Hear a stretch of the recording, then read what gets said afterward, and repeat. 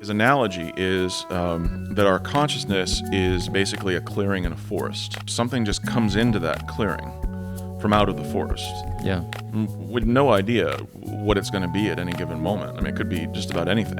You know, we are just the observer of that clearing. One of the things that he mentions is what a huge degree of arrogance we have to assume that the conscious mind should gain preeminence, because seemingly the forest is much larger.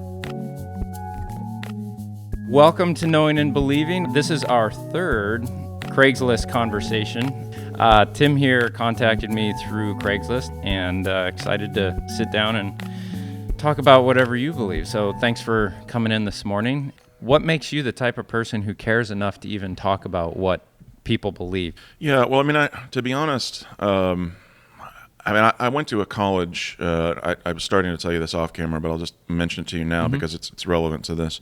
Called St. John's College, which is a very unusual school. It calls itself a great book school. So when you're a freshman and you're accepted, you're sent a copy of the Iliad, Lattimore translation. And for your first class, when you're there, you are expected to have read the first quarter of the Iliad on your own, and then you have a discussion the first night.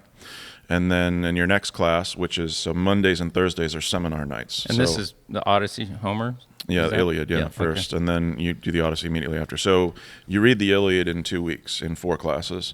You read the Odyssey in a week and a half. You do 8 out of the 24 books for the Odyssey. Then immediately you're into Aeschylus's Oresteia. Then you're in Herodotus.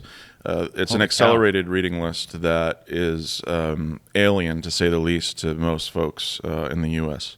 So that's just your seminar. And then you're also doing 4 years of mathematics. And when you're studying mathematics you're reading Euclid. You're actually reading and demonstrating propositions on the board. Everybody takes a turn.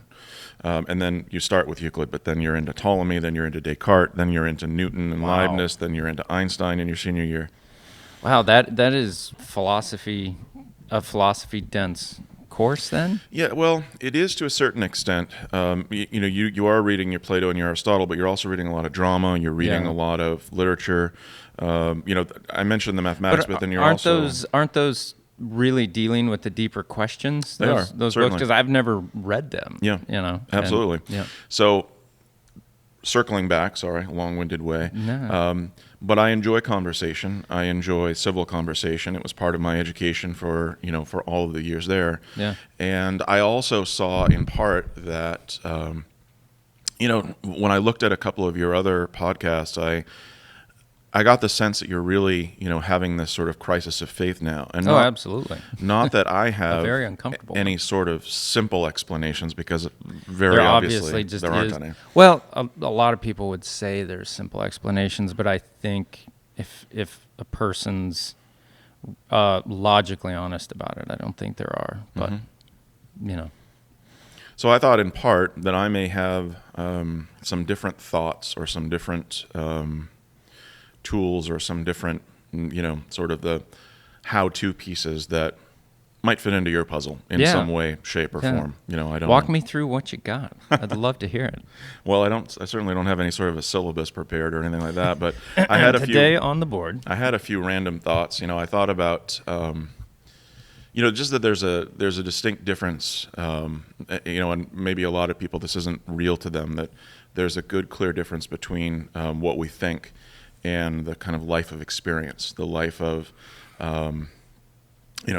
the feelings that we have, this feels good versus not. That, to me, that somewhat is independent of the pure analytical mind, which is looking for an extraction from that. Sure. So let me pause you right there, because Absolutely. it's a lot of what I'm realizing and struggling with currently, actually. So there's a degree at which I've intellectualized my world view, if you want to put it that way. Absolutely. I've intellectualized how I viewed everything to the foundational level, because that was handed to me through a series of religious beliefs, essentially. Absolutely. And they were all taken as reliable and certain, not even in a relational manner of trust and consistency in relationship that way, as much as, no, these are empirically provable and true,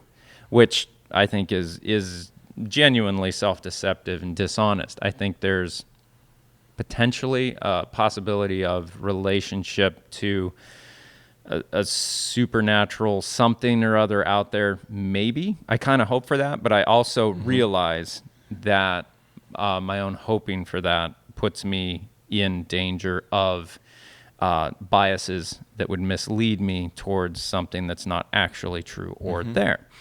Now, I've had to intellectualize what I believe, which then separates out your, as you're saying, your ration, logic, and reason from your lived experience and your emotional intelligence of the whole thing. And I've realized that, for one, I spent 10 years being not that great of a husband, and I came to a point, like my wife came to a breaking point, where I had to realize I was being very selfish, self-centered, referential and everything. And I had to, all right, take these emotions of self-centeredness and making all my decisions on that kind of mindset and move it over there. And so I had to take all the emotions that I was using to, guide myself in those and put them over there and rationally, logically approach redefining my life and making the decisions that are best for everyone involved through logic, reason, ration, social science, knowing how, And so there was this huge separation even before I started to look at what I believe differently, right? And so I moved emotion over there to protect those I love. And then I moved emotion and everything over there and ration and logic over here as well to discern what I believe and the truthiness of it. And so I've gotten to this point where I realize that there is, a value to an emotional intelligence and emotional perception, but that it also can, just 100% lie to you and make you believe things or think things that really aren't true. But at the same time, it's also telling you things that apply to the reality we all experience and guide you and tell you what is and what should be and that. And so the ancient Egyptians had this belief, I guess you'd call it, that logic, rationality can have a very malevolent side to it of stripping you of meaning. And you can be left in a very nihilistic place if you're not careful. Absolutely. Yeah, I'd say that's for some, the experience of going to St. John's, because, amongst the 400, every year another 100 pop out and they go, well, what do I do now? I just read all these books. I just read all the classics. I shredded every logical system that was ever invented, because that's sort of what you do, is trying to understand it from the inside out and the outside in, and is this logically consistent? What were the premises of the author? If you're to follow like a Nietzsche's kind of way of thinking, which is that every writing by anybody is a form of confession. So trying to figure out where the kind of kernel of confession might have been in that logical system is kind of a strange chase to be on. Yeah. Right. And so at the end of it, you are left in a bit of a kind of nihilistic conundrum of like, well, which system is left? Graduation's a real sober affair where they just kind of walk out like nothing means anything. Yeah, no, they call it, they actually have the big, how every college has in the spring a big party weekend or something like that towards the end. Yep. They actually call it reality, and it's for the seniors, letting them know they're about to re-enter reality, whatever that is. Right. No, that's, Huh. And so you went through this process. Did you have a system of belief before you went to St. John's that was completely dismantled? And was that an emotional, traumatic experience, or did you not really have much that was dismantled? Or, well, I think let me take a step back and do kind of my own quick belief chronology, to kind of inform this. So I was brought up with definitely a strong Christian underpinnings, I guess I might say. Yep. Divorced parents from very early. So one side was more Baptist, and the other side was a little more kind of congregationalist sort of, thing, somewhere in between. Yeah. So, I went to, little Bible schools and things like that. I wouldn't say it was oppressive, and I certainly wasn't taken to church every week, but it was definitely understood that, we all believed in God, and, this was a strong piece of everything. I think there was a reality outside of your reality that influenced your reality. Yeah. Yeah, I think that's fair. Yeah. And I think it was somewhere around probably about age 15 or so where I went to my both parents, when I was visiting on the weekend or whatever, my mom and with my dad and stepmother when I was there during the week, and I said, I'm at least an agnostic and maybe an atheist. And of course, but I was very certain of that intuitively for some reason. I knew that it something, and I started to define it as I went to Northeastern and was really trying to. I had my own kind of subtle struggle, but I wouldn't say it was necessarily a crisis, but more of a. Now, and a critique I would push on you that a good friend of mine's always pushing on me is being very, very careful with words, because we can come to a kind of a colloquial way of using them where they don't really technically mean. Sure. And, so in saying you're very certain that you're an agnostic or atheist, I would kind of check you there and say, wouldn't you say more so that you had a very strong inclination to think that, this, that, and the other? Because coming from my background, it's you ask people in there, yes, I am certain there is a God. It's not I can't be certain that my wife loves me. Yeah. I can only experience our relationship and say I have confidence that she loves me. But if she did not have the freedom to exit that relationship or stop loving me, for one, it would lose its beauty, and it would not be the ethereal thing that it is. But anyways. Yeah, well, I mean, that's why I mentioned at age 15 I made that pronouncement. I think that I kind of redefined the terms for myself a little bit, and I would say that I was kind of in an agnostic / kind of deistic space for a while. So I was definitely still somewhat strongly atheistic, meaning that I just didn't believe that there was a being like a human being, which is, often we anthropomorphize, the deity or the divine. I've started asking people you really think God has a penis? Yeah. I mean, really? Yeah. Oh, I never thought about it. Yeah, no, definitely that sort of thing, saying I just don't think that every individual is getting. I love this visual right here. There. Tim has his dog here today for those who are just listening, and he's got a big, really cool, fluffy tail, and it's walking through frame, and you just see the tail. Sorry. He's a good boy. Get him to lie down if he becomes a nuisance here in a moment. He's fine. But yeah, I mean, I was just convinced that there wasn't some, big, super smart genius that was watching me on video camera all the time. It just seemed strange. It seemed...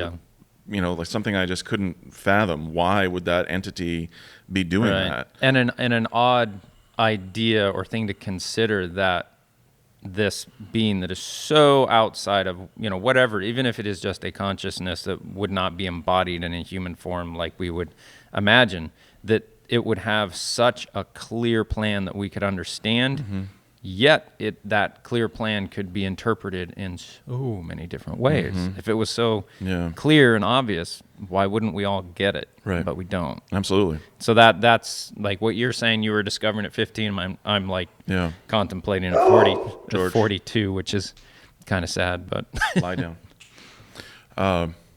Yeah, well, it's not to step away from the chronology too much because I think it informs something, but there's a great analogy, which is probably one of my favorites, that I think is a very interesting way of explaining different points of view. Maybe you've heard this one before, but basically the idea is that there are, say, people from 4 different world religions, they're Christian, a Muslim, a Hindu, take your pick. This is set up for a joke. Yeah, sounds like it could be, right? And they're standing on, say, for instance, the east side of a mountain. And one of them says, that is God, pointing at the mountain. And that is the only God. And that is the way to God there. And then everyone else just kind of shakes their head and says, oh, no, no, no, no, no. And then they move to the north side of the mountain. And then a different one of them says, no, that is God, and that is the only way to God there. And the other three of them, so repeat this cycle They're all over pointing and at over the again. same summit, and they all have different paths. Yeah. So different paths and merely a different appearance, but ultimately you're going to arrive at the same summit because the north face is going to look different from the east face and the south and west and so on and so Right. forth. That's an interesting aspect to it that I've never considered, is that, the final pinpoint location is the same, but the appearance of that pinpoint location and everything that descends from it is completely different. Yeah. But it's still going to the same place. And it's a hard thing coming from probably any strong religious background that you'd be able to, within that culture, say there are other valid ways to the same place, because they all preach that, no, there's only this one way. I mean, there's a select few that are like, yeah, no, it's cool. Do your own thing on the way to the same place that we're trying to get. And we actually met with, on our trip across the country for the documentary that I've been working on for far too long, or not working on enough. We met with a very liberal Islamic, I don't know that I'd call him a cleric, but he was very active in the Islamic community in San Francisco. And, he was outlining, like, look, the Quran specifically lays out pluralism, basically, that everyone's on their own path to, working towards the same summit. And I think they loosely define that as the good in all, working towards God, and then others are kind of like, digging down, I guess. But yeah, and even within the extremes of Islam, you have these people that are like, no, there's no pluralism, and we must kill all those who don't. And Christianity's gone through its same deal. Just go back however many hundreds of years, and we were doing the same thing. So. Yeah, no, I definitely agree. I mean, there's I wrote my senior essay when I was at St. John's on Nietzsche, so I have a few quotes that always pop out, and he at one point says something about, I am the railing beside the torrent, he says in one of his texts. And then he speaking also of says, himself, Nietzsche? Yeah, speaking of himself and his writings. I mean, mainly that he's not a way, he's just kind of I've walked a certain path, I'm explaining things in a certain way. It is a way of proceeding, but he says specifically, it is a way, it is not the way. Right. He always makes that distinction. Now, when he says, I am the rail next to the torrent, is he kind of saying the kind of the fail-safe, the guard against falling into the torrent? Yeah, to an extent that he can be, leaned upon to, to come back to, because life, of course, is the torrent, raging at us all the time. That's interesting, because I find myself at a place where I've gone to the edge of, belief and looked over into complete atheism and found myself to, Recoil? yeah, absolutely recoil. And a lot of that might just be conditioning because of my background. I understand that. But the pragmatic reality of it is that I will not happily exist going beyond there and diving into that completely. I recently spent a week in London with my wife for, our, I think, 17th anniversary. Sorry if I got that wrong, sweetie.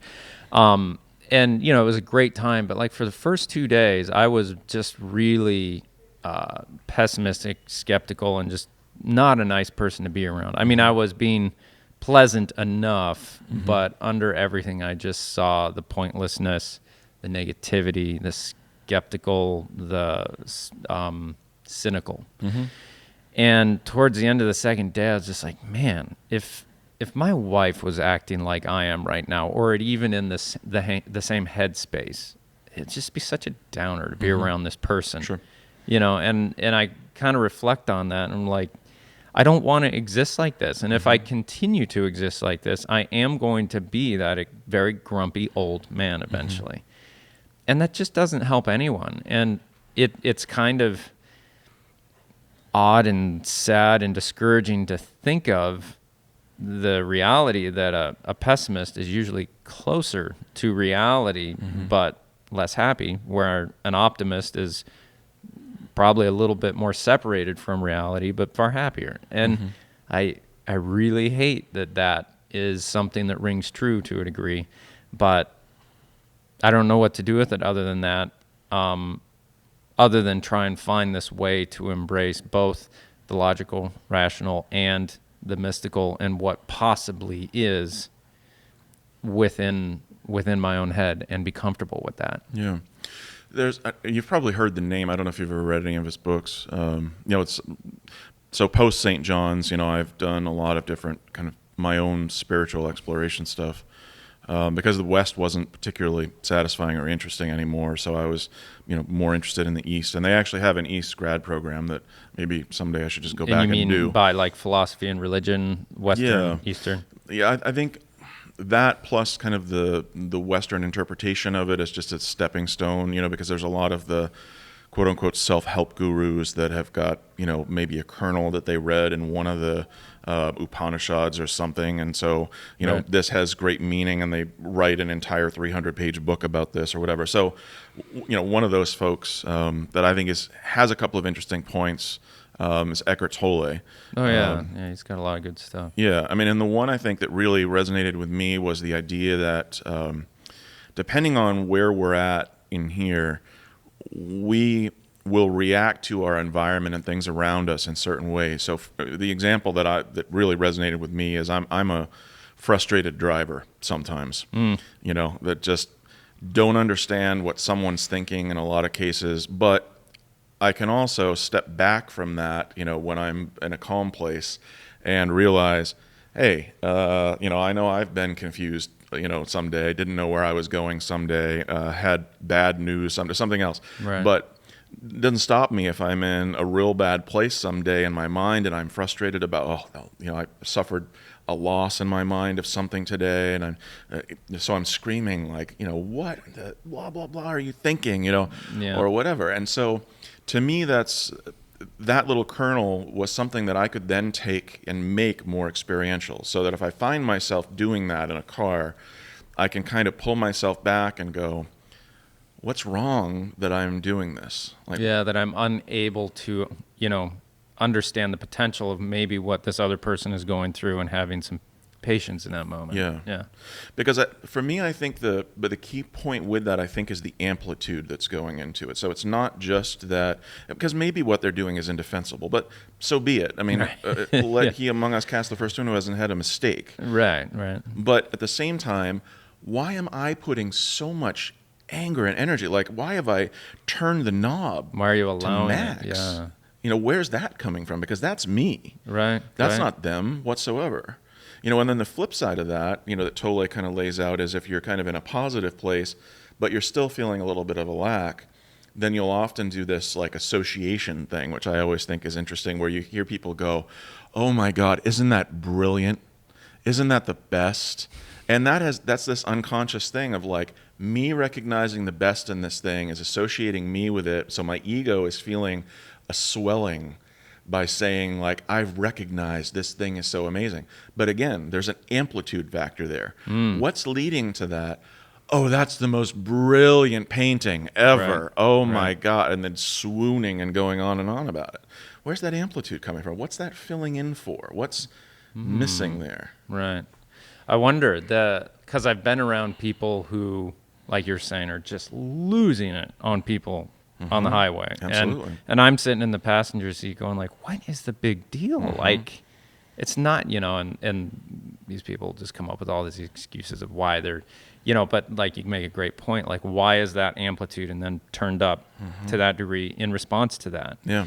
And then I've also been around people who, everything they see it, they're just swooning that like you're saying, that this is the best, the greatest ever. And in some people I've seen it and recognized it as not them actually thinking that as much as them trying to bend everything in their favor by keeping everybody in a positive mindset to make something benefit them, which I don't agree with either.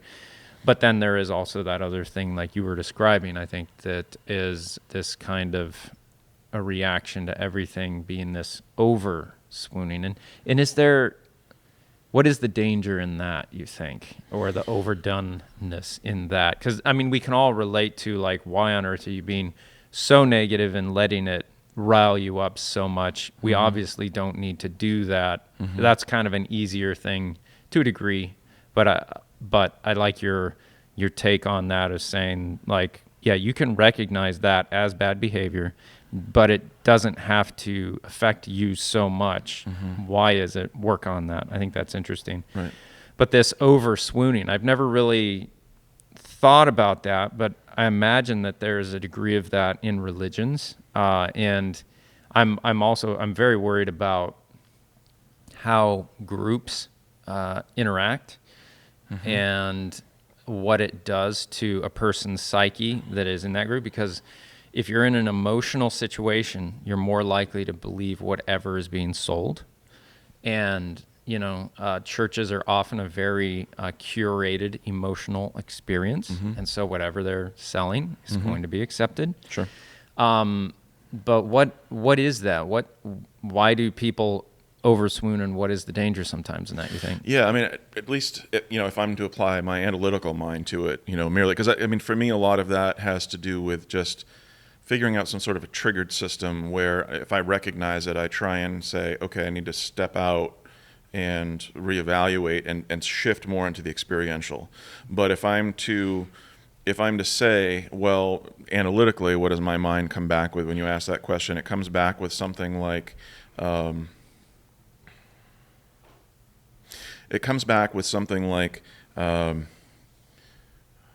the danger there is that you're basically treating a symptom.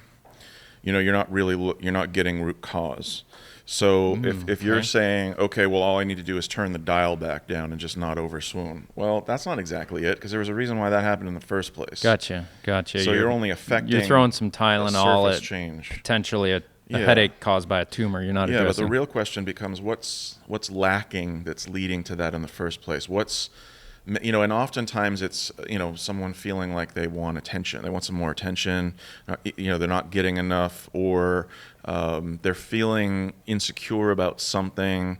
So that kind of over swooning and gathering commonality around them, i.e. the attention kind of assuages that a little bit and, puts, salve on the sore or whatever. Right. So, but the real question there, just like driving in the car, it's wait a minute, what's really bothering you? Right. What's manifesting itself here improperly that's really somewhere else? Now, interestingly, I don't think I'm an over swooner. I'm very critical. And that can be a very unpleasant thing to have to live with. Sure. You can ask my wife that. Yeah. And so you really have to protect certain parts of your life from this very critical nature. You have to protect your children from it. You have to protect your spouse from it. Absolutely. And you have to protect yourself from it, I think, to a large degree. I mean, sure. I've applied it, I think, at this point to an over amount to what I believe, to where it's brought me to a psychologically and emotionally unhealthy place. Yeah. Not deeply unhealthy, but it's at least right. I actively avoid a quiet mind right now because I don't want to deal with the things that are in my head. Sure. Like, I want to be constantly engaged, either in a discussion or clearing land or building Legos with my son, or Yeah, see, I had a girlfriend who I broke up with who went to that. Well, first she went to drinking. Yeah. And then she went to, drinking. This is really unhealthy. Now I'm gonna take on 3 or 4 jobs simultaneously and join a rock band and join whatever else. So she literally traded in pure drunkenness for drunkenness of activity. So I mean, I would just encourage that, you've got to confront that other stuff in some way. Yeah. And, I would say that kind of Eckhart Tolle, if you can figure out that kind of trigger system thing for yourself, that if you identify for yourself, why am I being so critical right now? Because, I mean, the analytical mind can be useful, but I view it as a tool. I mean, I think that it has the benefit, if we want to construct something, if we want to make something happen, we can try and find component parts. And then we can, assemble them or figure out how we need to assemble them for ourselves. We can find analogies, but analogies, are only useful, to an extent, because obviously there's no perfect analogy for a situation. Sure. So we just find a principle that works, and we can, find a common principle. But in this case, I would say if you find yourself being unbelievably critical, it's, well, am I trying to understand this so that we can then find common ground? Am I trying to understand this so then we can make a solution? Am I trying, what's the motive behind me just being critical? Because otherwise it's kind of a reflex. Otherwise it's just kind of I'm just right doing now this I'm out of using habit. it as a reflex. Yeah. And now the thing I would say, like to give myself an excuse,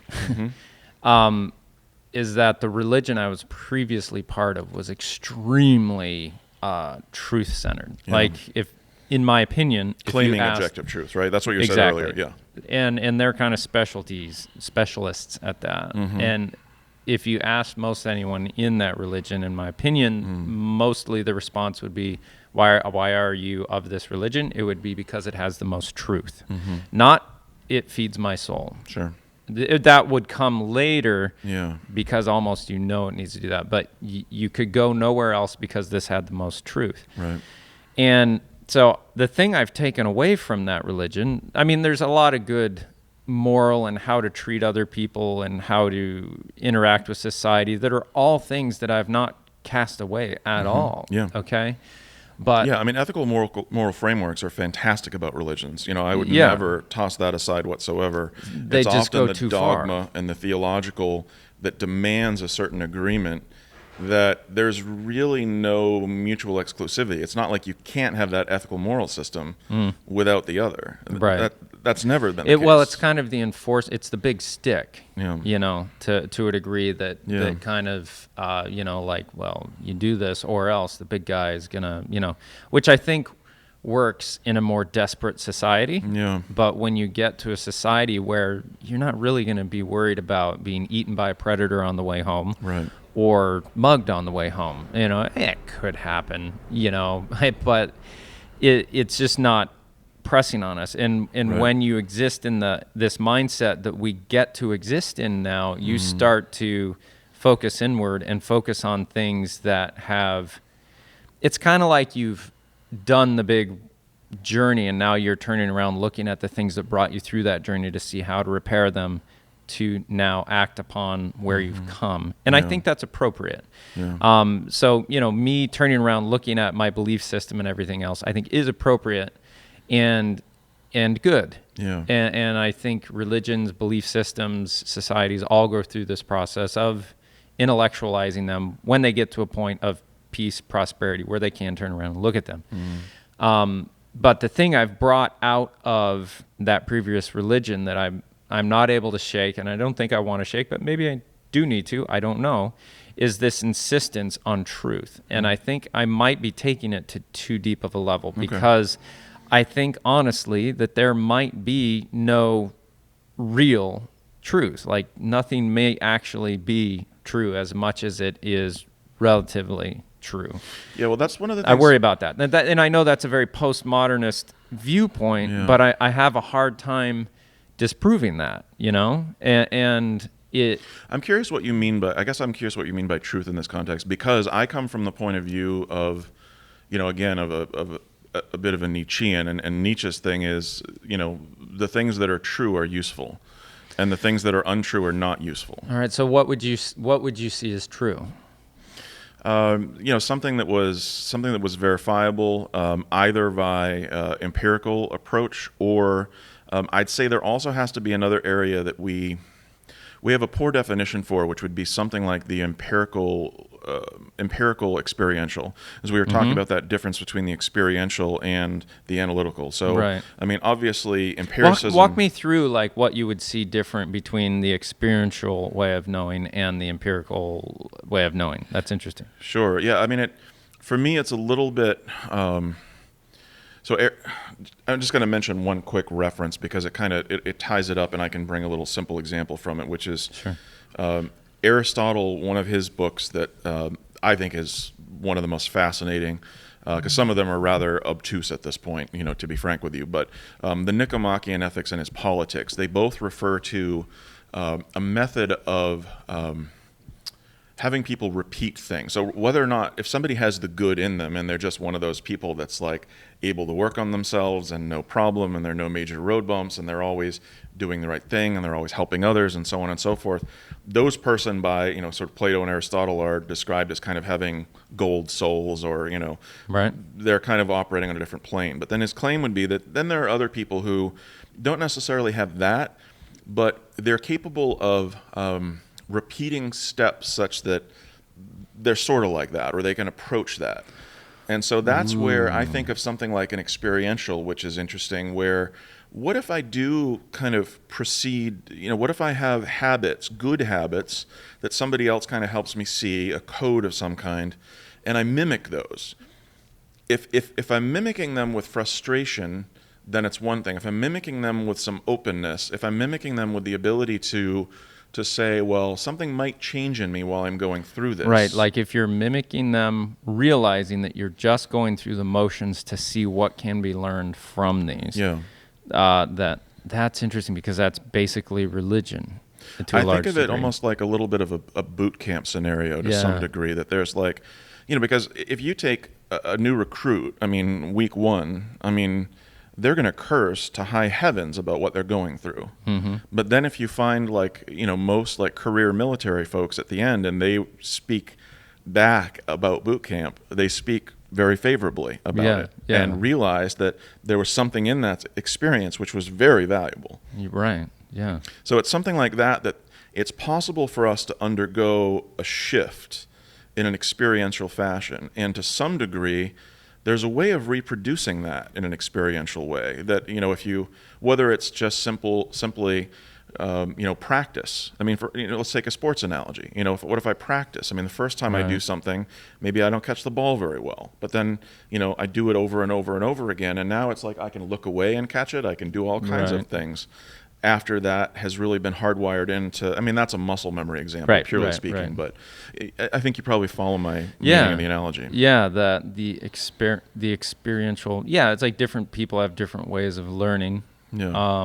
And there's what the thing that I was talking to you about when you came through the door that was kind of creepy, because we'll leave that unnamed. Yeah. But I think that for that person, the experiential going through those processes, what I talked to that person about really has helped them move to a different place in life.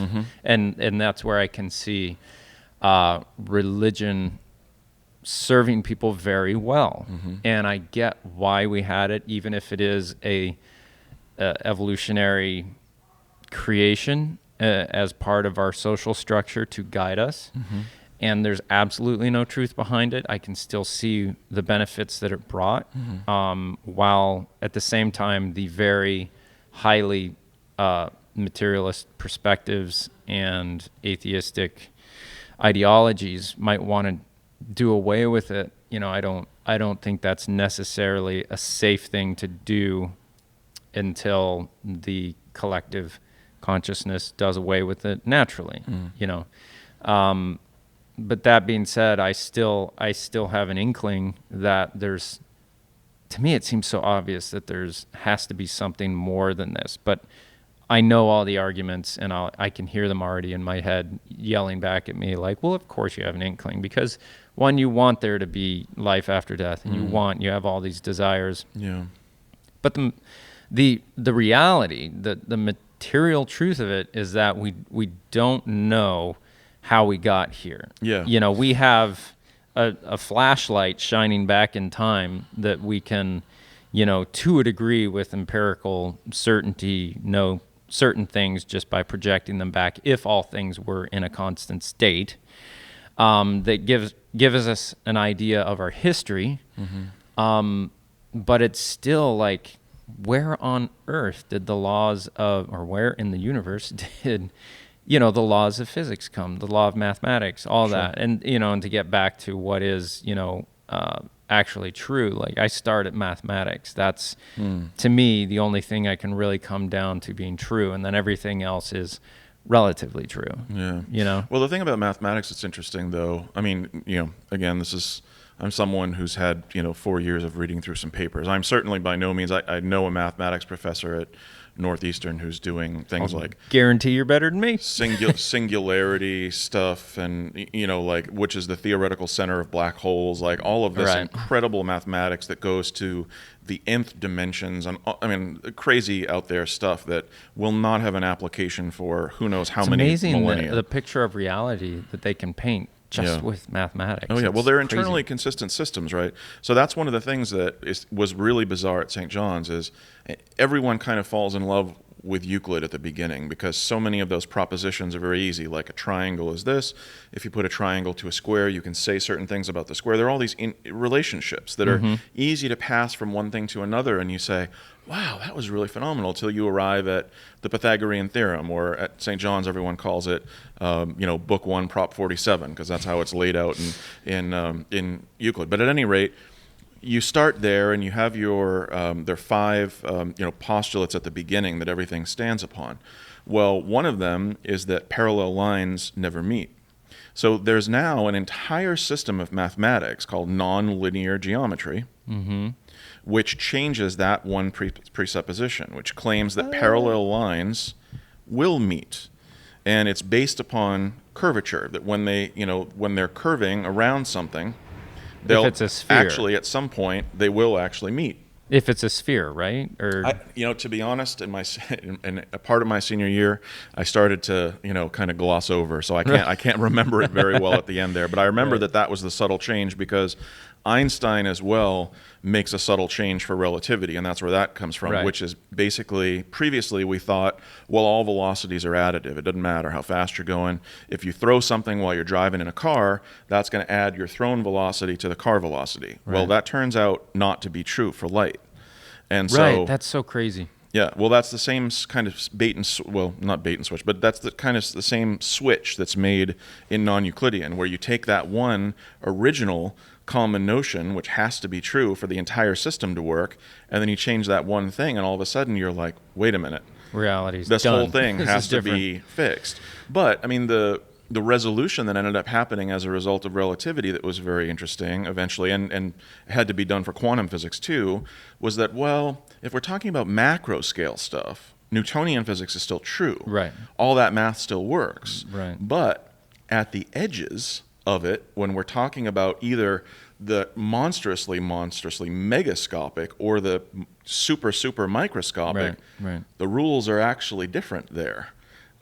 So that was a very strange fundamental realization. Yeah, it's like, to me, it's again coming back to like truth is relative. It's relative to your size at that point. Yeah, well, that's where I like, I personally have enjoyed Nietzsche's, as a little bit of a guidepost for myself, just that, is it useful? Is there a use here? Like, for me to sit here and pound my fist and say, well, no, this is the objective truth. This is hard reality.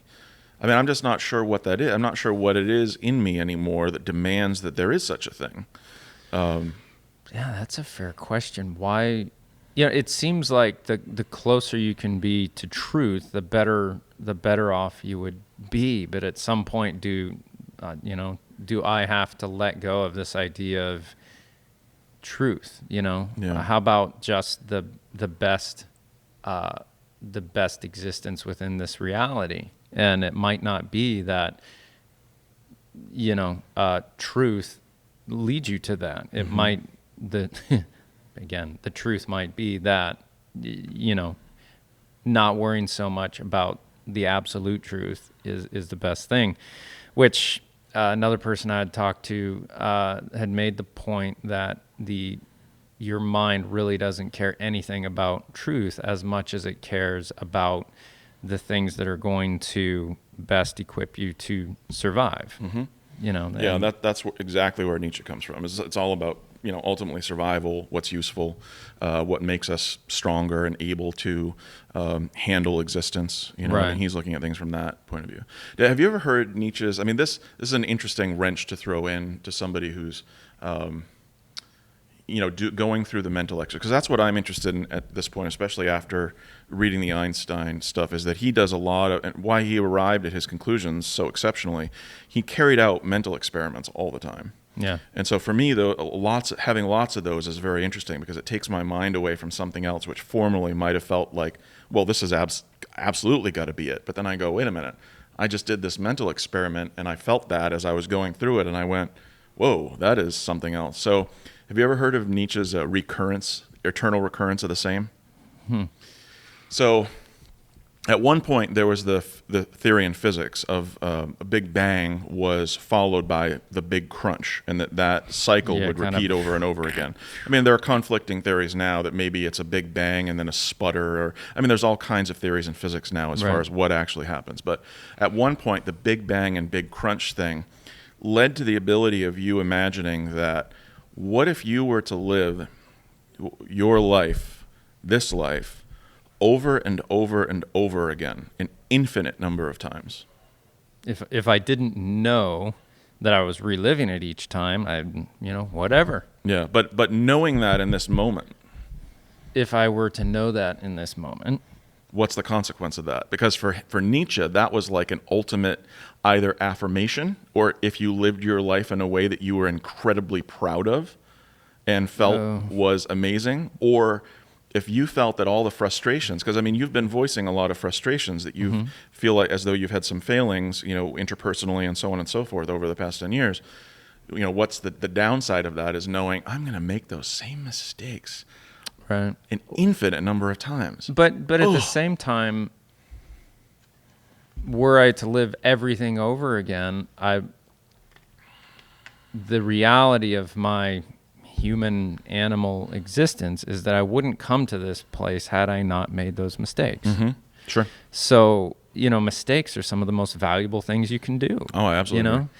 Unless you're just born perfect and you know everything how to do perfect all the time. Right. We have to make mistakes, and I think those, if you can transfer anything onto anyone else, is to look at any situation where you fail as just a huge opportunity to claim like, I really messed that up. But the great thing is that I've learned from it, and that I can do everything I can to make this right, and to, never let this kind of thing happen again, and to talk about that experience, to let other people know that, shame necessarily isn't something that we have to let shut us up and not talk about our failures, because there was, in the moments of hearing other people say, you're quite an a-hole, Trent, and you're not that great a husband, that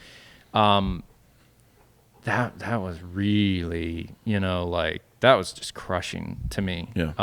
But I had to, in that moment, go, these people can't be wrong, honestly. They have no skin in the game. They're not benefiting by telling me this information. They're risking their relationship with me to tell me these things. So, first of all, thank you to them for being honest. And what am I going to deny? Like, no, I'm not. Well, I, ask my wife, ask these people, multiple sources, so that's really hurtful and shameful to me personally, but then you have to realize you've been hurtful to other, people that are very valuable to you. And the best thing you can do is just admit, embrace, and make that part of your history that you share. And other people might look at it and say, he was living his life oblivious to him being that way, and he's changed. Maybe I should look at my life and see if there's some things I might be being oblivious to. One, to avoid the shame and the crushing realization of having to go through that. It's just that experience of if you've had that experience, you can connect with other people who are going through it or potentially about to go through it, same situation, which I think is just very, very important in life. So don't know where I'm going with that beyond venting or self-soothing. I don't know. But where are you at? Where have you come with belief, knowing all these things or working through all these things? So I'd say, When I arrived at St. John's, I was kind of I had a good clean slate to some degree where You'd already kind of become agnostic, trending Yeah. towards atheist. Yeah, I was when you definitely, arrived like I there. say, kind of a deist. I thought that given the complexity of the universe, there may be some sort of an impartial creator of some kind that put that all together, or super genius alien intelligences, or Same thing. who knows what. Yeah, to an extent, yeah.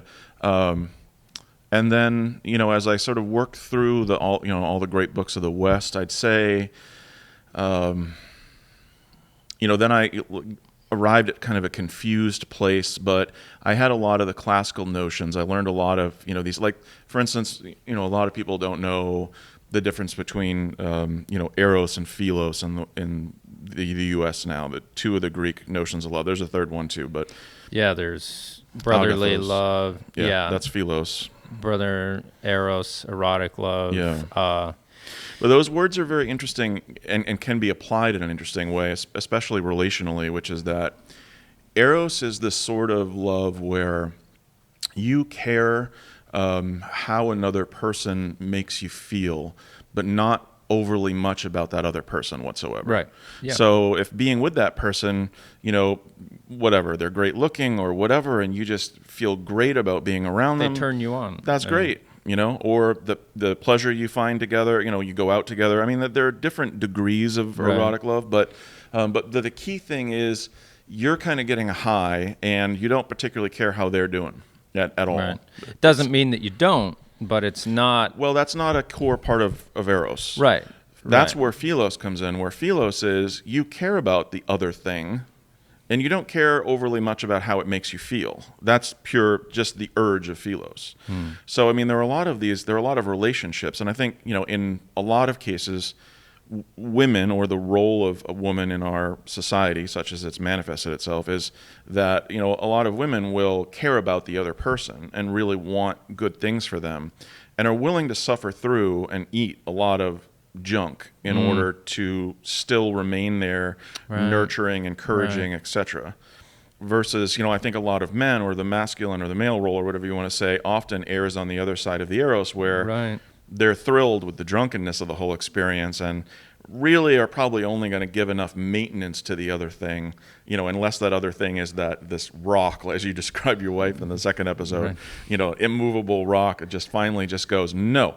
Right. Your attention This needs is to the go line, right buddy. here. Yeah, exactly. Yeah. So those were kind of serviceable concepts that I grabbed throughout that. So at a certain point, though, I'd say that I, started encountering other spiritual possibilities, I guess, than just the Christian. Because certainly while I was at St. John's, I read almost all of the Bible. You read that in your sophomore year. I also read a bunch of St. Augustine and Thomas Aquinas and Maimonides and several others that are part of the Western tradition of theology. And so, I got my full helping of, okay, this is how all of this works. And then I got my full helping of the postmodernists, including obviously Nietzsche saying God is dead. And actually understanding that, because that's one thing that's actually frequently misunderstood, which is that he meant that when something is founded, there's an active principle that's very strong. So, for instance, when Christianity was founded, there was this kind of idea or motivational outflowing outreach that we're going to create this. You actually referred to something very close to it, what he means about it earlier, when you were referring to there being, how did you describe it? I can't remember the words you used. Shoot, it's lost to me this moment. Might have a tick underneath your forearm there. I don't know. No. Okay. Yeah. When No. you're moving this. You're quite right, because It is Maine. He's a guy who brings them around. Sorry, I've lost that reconnection point. Nietzsche, God is dead.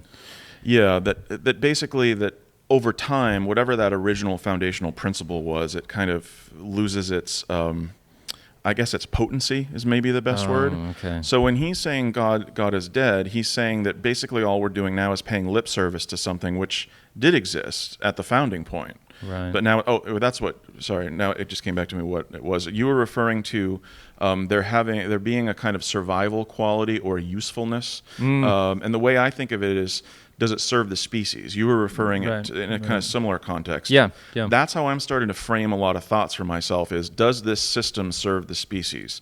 So, for instance, you referred to earlier, once upon a time, Christianity clearly was serving the species to an extent. Right. And I would agree that at a certain point it had, I think of it now as kind of a frontier religion, that we were trying to push out into areas that were unknown, areas that were unsafe.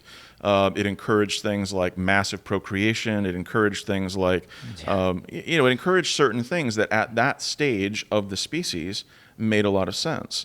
And now when I see a lot of political discourse, I am constantly confronted with the reality that a lot of people are still arguing held beliefs which come from a time when the species was one thing.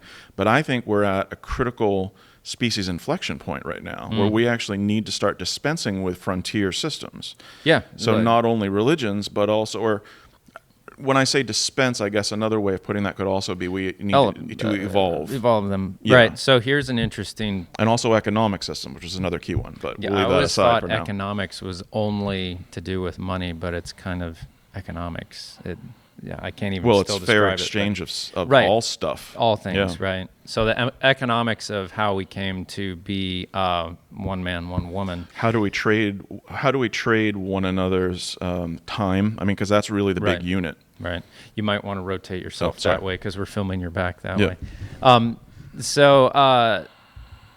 As you were saying, the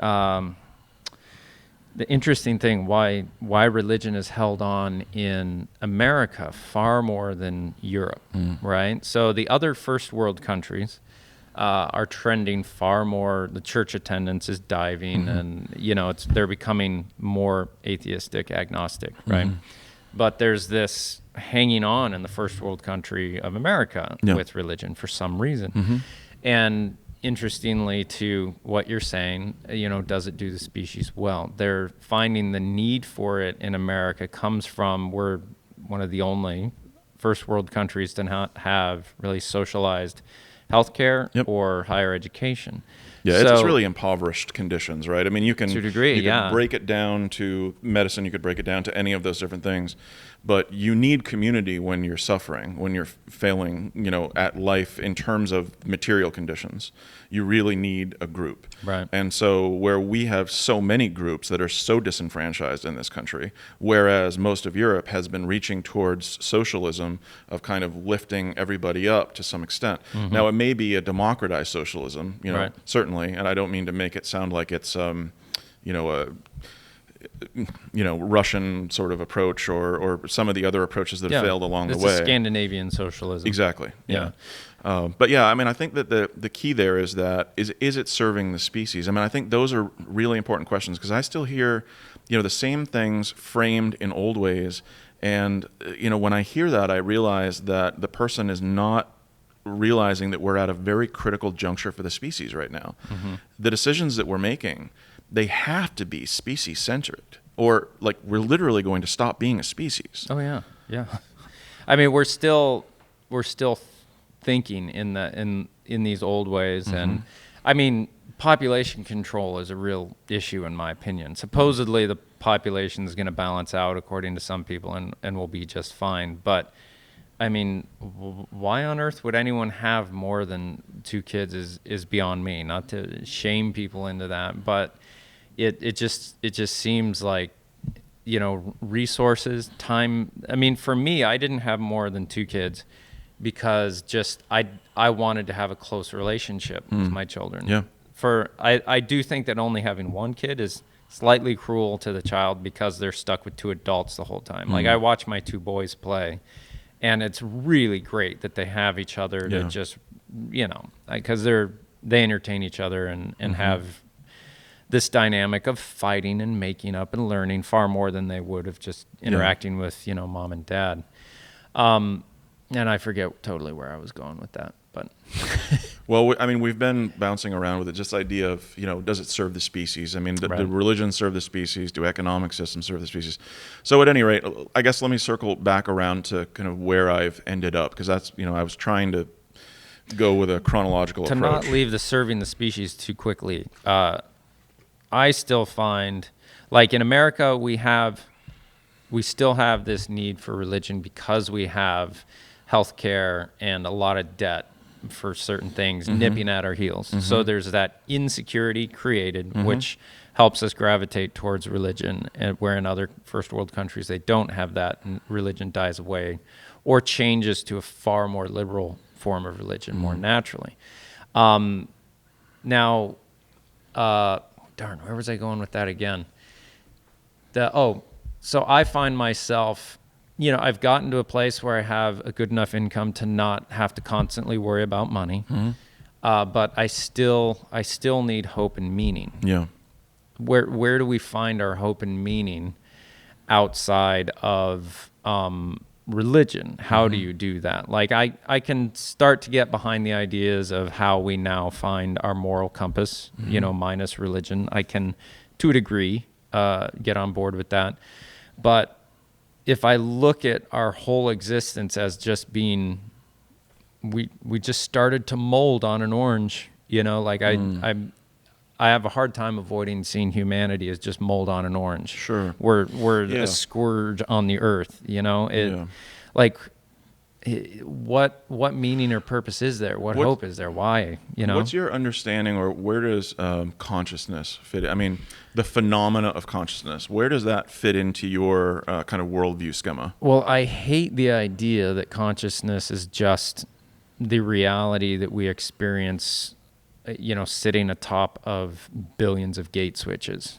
And do you know what I mean by that? Like a thermostat. All the cells of the body, all building. Yeah, I mean, the lowest form of consciousness being a thermostat on the wall. It monitors something and then has a reaction, and it's limited in that. So it's the just single a gate cell switch. organisms, Yeah, and that we're just, consciousness is a phenomenon of, the highest level of all these gate switches and communications and everything, because we have all these autonomic responses in our body that do them unconsciously. And but to me, coming from my background, when I started to attempt to meditate, I eventually got discouraged because there's too much monkey brain, and I just didn't want to sit alone with my own thoughts, which I need to get back to that.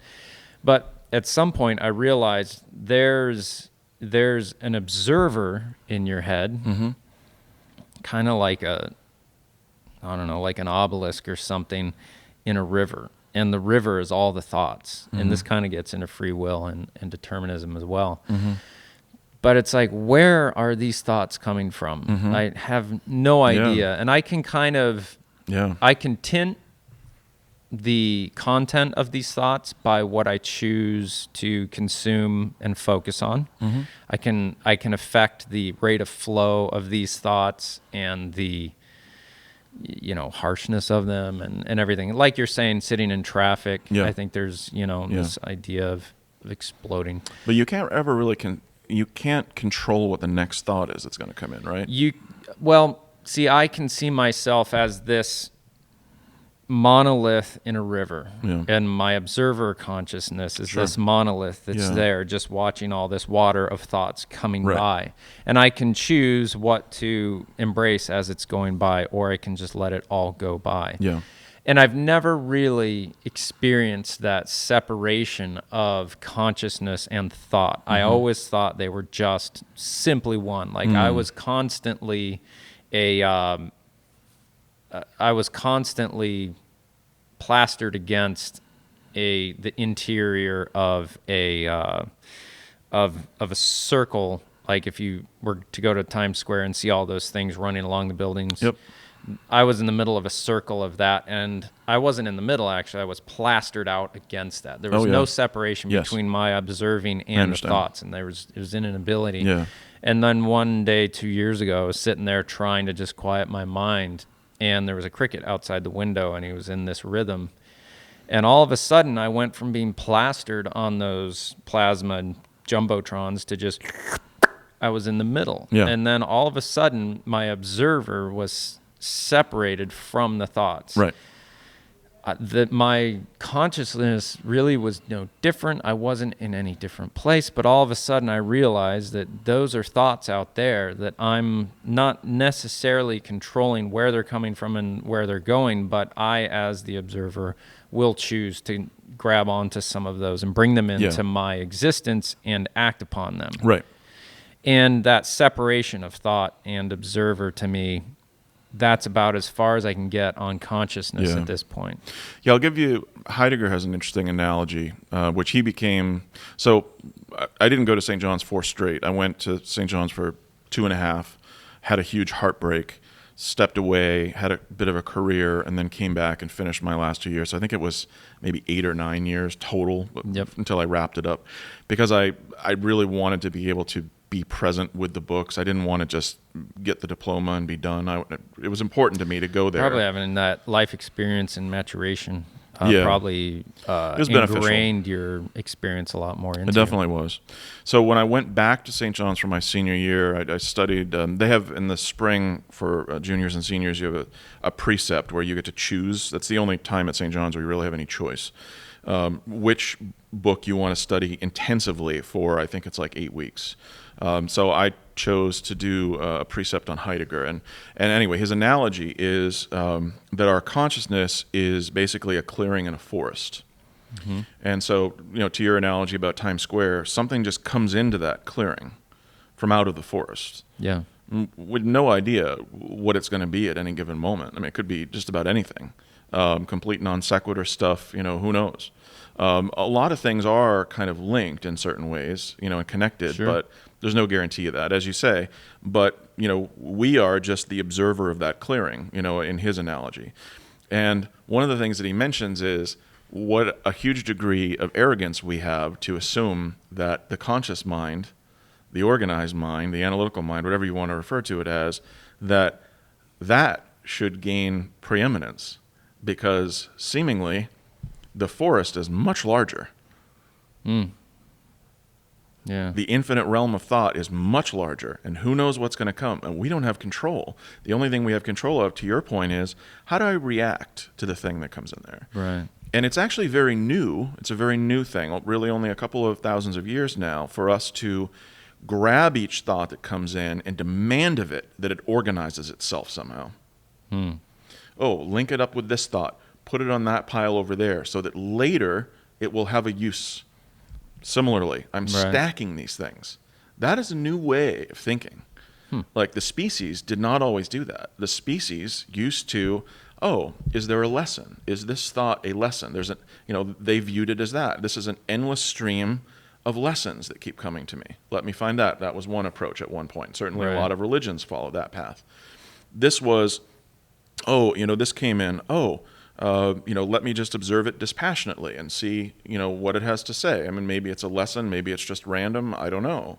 So there were all types of different approaches to how do I react to, or how do I respond, how do I interact with my conscious mind? And it was not, always, I need to gain power from this at all times, because that's ultimately what it's become, is I need this constant standing reserve, of all of these concepts and elaborate things, so that if I come into a situation, I have an incredibly long lever to be able to accomplish whatever it is. Right.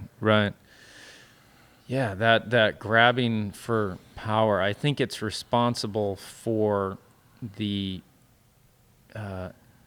empiricalization of the recent religions, being, Seventh Adventism, Mormonism, Jehovah's Witness, the more recent religions that are far more certainty-based, right? I think there was the scientific revolution, and we saw, wow, there's incredible advantage. You can create quite a lever with this scientific process and all these data points that we can pin down and then manipulate. And that empirical process, I think religion observed and lost a lot for it. And to a large degree said, well, if you can't beat them, join them. Maybe not consciously, but unconsciously. Yeah. And then you get these religions that project themselves as being far more in line with kind of a scientific approach rather than this experiential approach. Now, what you were saying just now is interesting to me, in that you have experiences in life that you'll get lessons from and learn from. And it's almost like experiences are the same things as thoughts. when you break it down as an observer in a clearing to a degree, right? That these thoughts are coming at you like experiences. Right. That, your experiences to a degree you can control, but at the same time you can't control.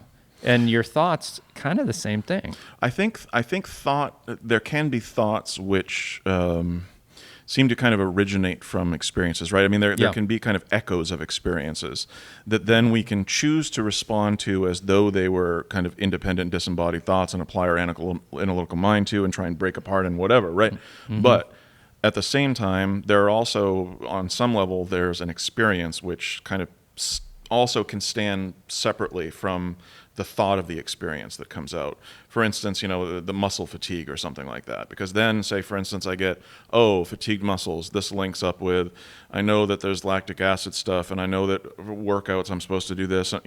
That whole chain could light up, and then you have your patterned response to it. Versus, sometimes, as I've gotten older, if I get a workout, muscle fatigue or something like that, I go, this feels good. And there's something just rewarding in this. Yeah. And I don't immediately need to remediate this. Right.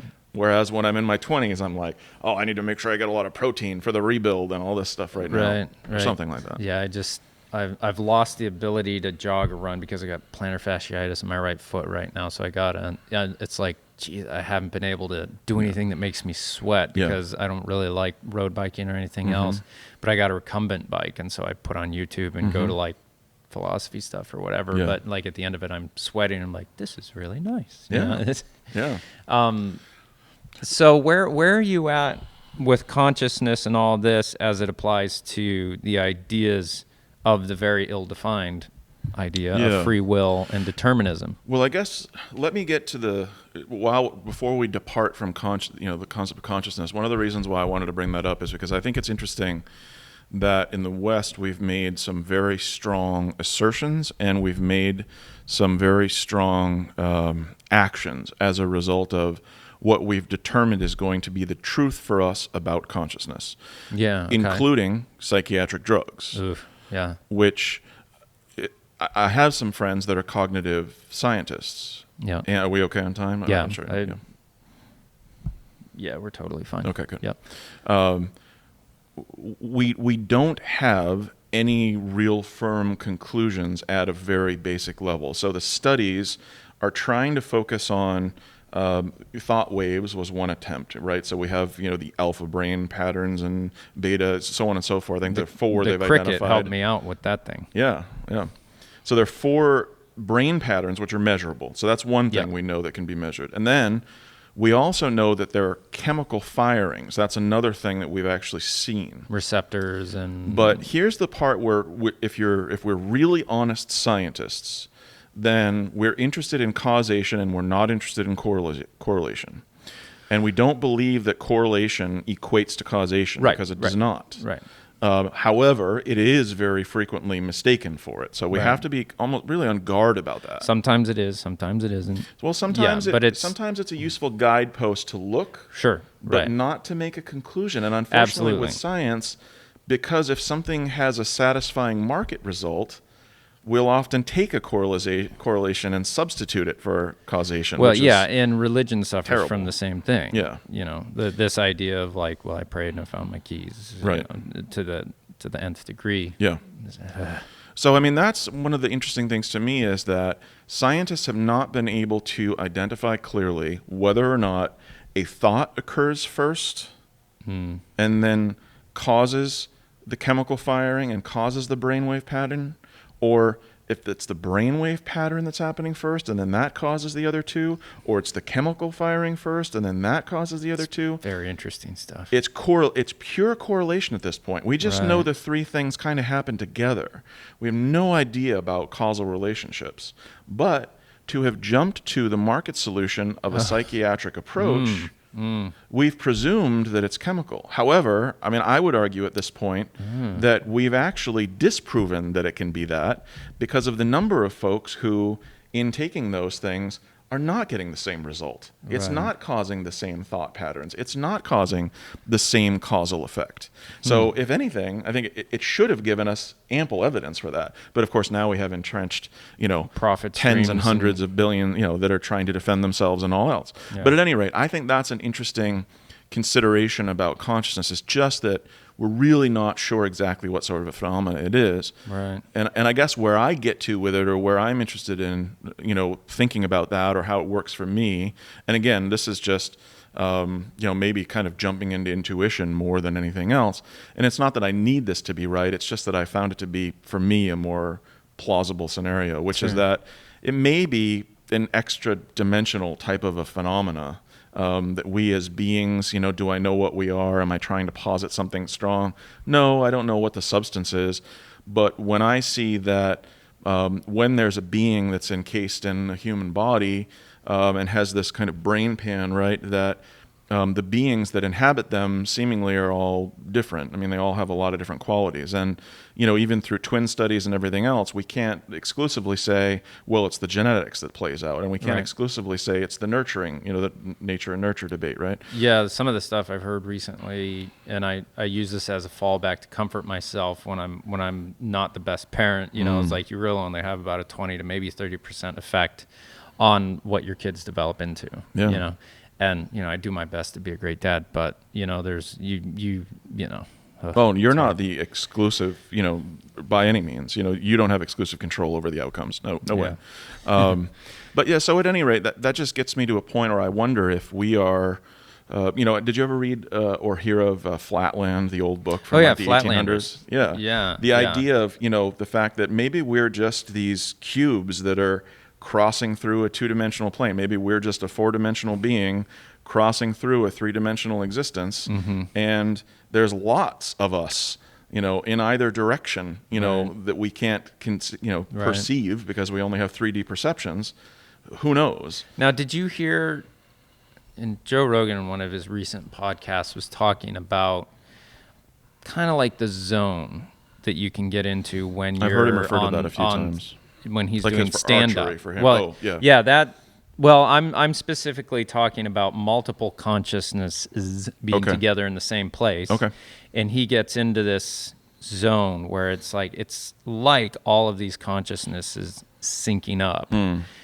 And to me, there has to be something in there that is another dimensional thing that I think it's common in group dynamics of church, of stand-up comedy. Those are two very, on the outset, two aliens would look at that and say, like, yeah, the same thing's going on here. Someone's up front, and they're all kind of watching, and this is controlling. And but that idea of what's going on there when a lot of people come together and all these singular consciousnesses come together as a group, there's something there that, to get psychoanalytical a little bit on myself, that I've always been uncomfortable with, that I do not like being in the group. I'll be the one person up front, thank you very much, Sure, if me you too. want me to. Yep. But I can't sit out there and be influenced by all the other maybe consciousnesses doing their processing. If that's going to influence me in a way I don't understand, because I don't know the thought process that each of you have going on, and if that's influencing me, I don't want to be a part of that. Yeah. So I don't know what it is psychologically, why I've always shied away from group interactions. I mean, I've only ever even been to like one, what I would call a rock concert, because it's like that group dynamic to me is just like, I don't like it. Yeah. No, I don't like being in massive crowds either. I've always definitely tried to get away from them. I've never enjoyed large parties either. I much prefer informal stuff where I could be off on the side having a small conversation with so you're 2 or 3 people. Somewhat introverted like myself, I'd imagine. Yeah, I'm one of those, what do they call it? An extroverted, capable introverts or something, where I can put on the face, I can be that, but if I do it, I need immense recharge time. Yeah, you like need I first aid cannot sustain afterwards. that. Yeah. So I mean, conversations like this, I'll feel energized afterwards, and I love them. But to have to walk through a crowd. Like, that's, again, another thing with church that was always so uncomfortable for me, is like to just get from the car to, having like a, what they would call Sabbath school discussion, which I enjoyed because it was usually a smaller group dissecting something, talking about it, which I really got into that. And I benefited from that. But then you had to go out into the hallway afterwards and interact with small talk with people and get to the thing where everyone shut up and one person talked, and then they'd stand up and down and up and down and up and down, and then they'd have an emotional experience. And it was just like, I'm so uncomfortable with this part of all of that. Right. And I feel discouraged that there's a large inability for people of my disposition, presumably your disposition, to partake of these seemingly beneficial group coherence things. Yeah. But I have to tell myself that I serve a purpose in some way. Even that I don't fit into that is okay, and that I serve a purpose more in this realm of more one-on-one, more maybe dissecting things, which might put me at more risk of losing meaning and losing hope, and that then it's required of me to not shut myself off completely to those kind of things and allow some hope and everything else. But I don't know. Yeah. There's, I kind of want to keep going with this and not jump to something else, although there's something else that's connected. Well, just that, I kind of wanted to keep going with the, so for me, the consciousness question, and also Heidegger's take on that is interesting because he actually has a very bizarre and interesting way that he comes back and says that we do partake in a divinity and we do partake in something like a God, which with him following immediately after Nietzsche and being really one of the kind of chief interpreters of Nietzsche in the tradition is really bizarre, because you're like, wait a minute, what? We're getting back to divinity? We're getting back to, how on earth are we doing that?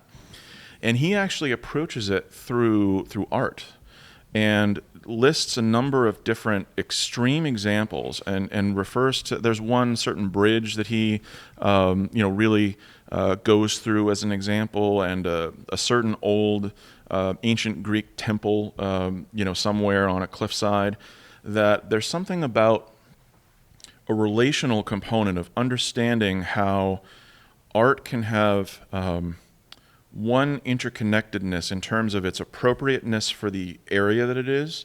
So I guess this would be almost sort of like a Frank Lloyd Wright type of a concept where, Wright obviously was hugely influenced by the environment that he was putting his piece, his houses in and things. So having that awareness, but also having an awareness of the time, the people, the time in which we live, the people that were going to be coming there, the effect that it was going to have on them. There's something in those sort of interstitial spaces, the places between us, but our relational connections, that a true artist being able to understand that is something like maybe a divinity having a bit of a consciousness of the species at any moment and what it needs and what its relationship is to its existence and things like this, that then kind of extracts into that where for him, a divinity is a short-lived phenomenon, but it is something which serves the species. It's that the species can actually agree upon a need, a very strong, coherent need, and in needing that, it puts down for itself something like a religion. So this gets back to our usefulness discussion earlier, that it says, this is needed now. And when it says that, and that is understood by enough around, that there's, as though one neuron lights up an entire web for the species, that brings about this type of a divine agreement. And that may actually be, at least from his perspective, what divinity or what a creator, what a god might actually be, is that type of an interconnection phenomena that sometimes is needed for millennia, sometimes is needed for centuries. Right. It's definitely not something that's needed for a day. It's it's on a different order of magnitude. What you were saying earlier about the kind of the seeing divinity interacting with a species at a point, I can see as an interpretation of the Bible that allows it to be far more liberal in the classical interpretation of liberal. Yeah. I think in that, in the Old Testament, God wasn't calling out people for having, supposedly King David was a manifestation of God's own character or whatever, and had like how many wives and killed how many people. Yeah. Right. But the divine didn't come down and say, hey, you got to let all those other wives go because this is the ultimate way to live and you will do that. Now, was it possible that there is a God, something like that, and it said, this is where you're at with your development right now, and we're going to focus on the principles that are most effective for you at this time. Right now, with how harsh your whole environment and everything is, and given your society, the dominant ones are going to be the ones that are, initially physically able, and then from that base of being physically able, it expands out into, then becoming someone who's physically able because of their initial ability, and then gathering more and more around them, so they become the ones that can protect. So leader or more. figurehead type. Yeah, they become the ones that can protect more and more individuals. Mm-hmm. So naturally, that person has more and more wives, produces more and more children, and so I'm not in any way saying that's how that was okay or how society should eternally be, but maybe that's where they were at in their society at that point, and that's why, if there is a God, it didn't step in at that point and say women need to have autonomy and not be concubines and one of 300 wives. I can see that as a liberal interpretation of the Bible, and that's more so where I'm at as far as this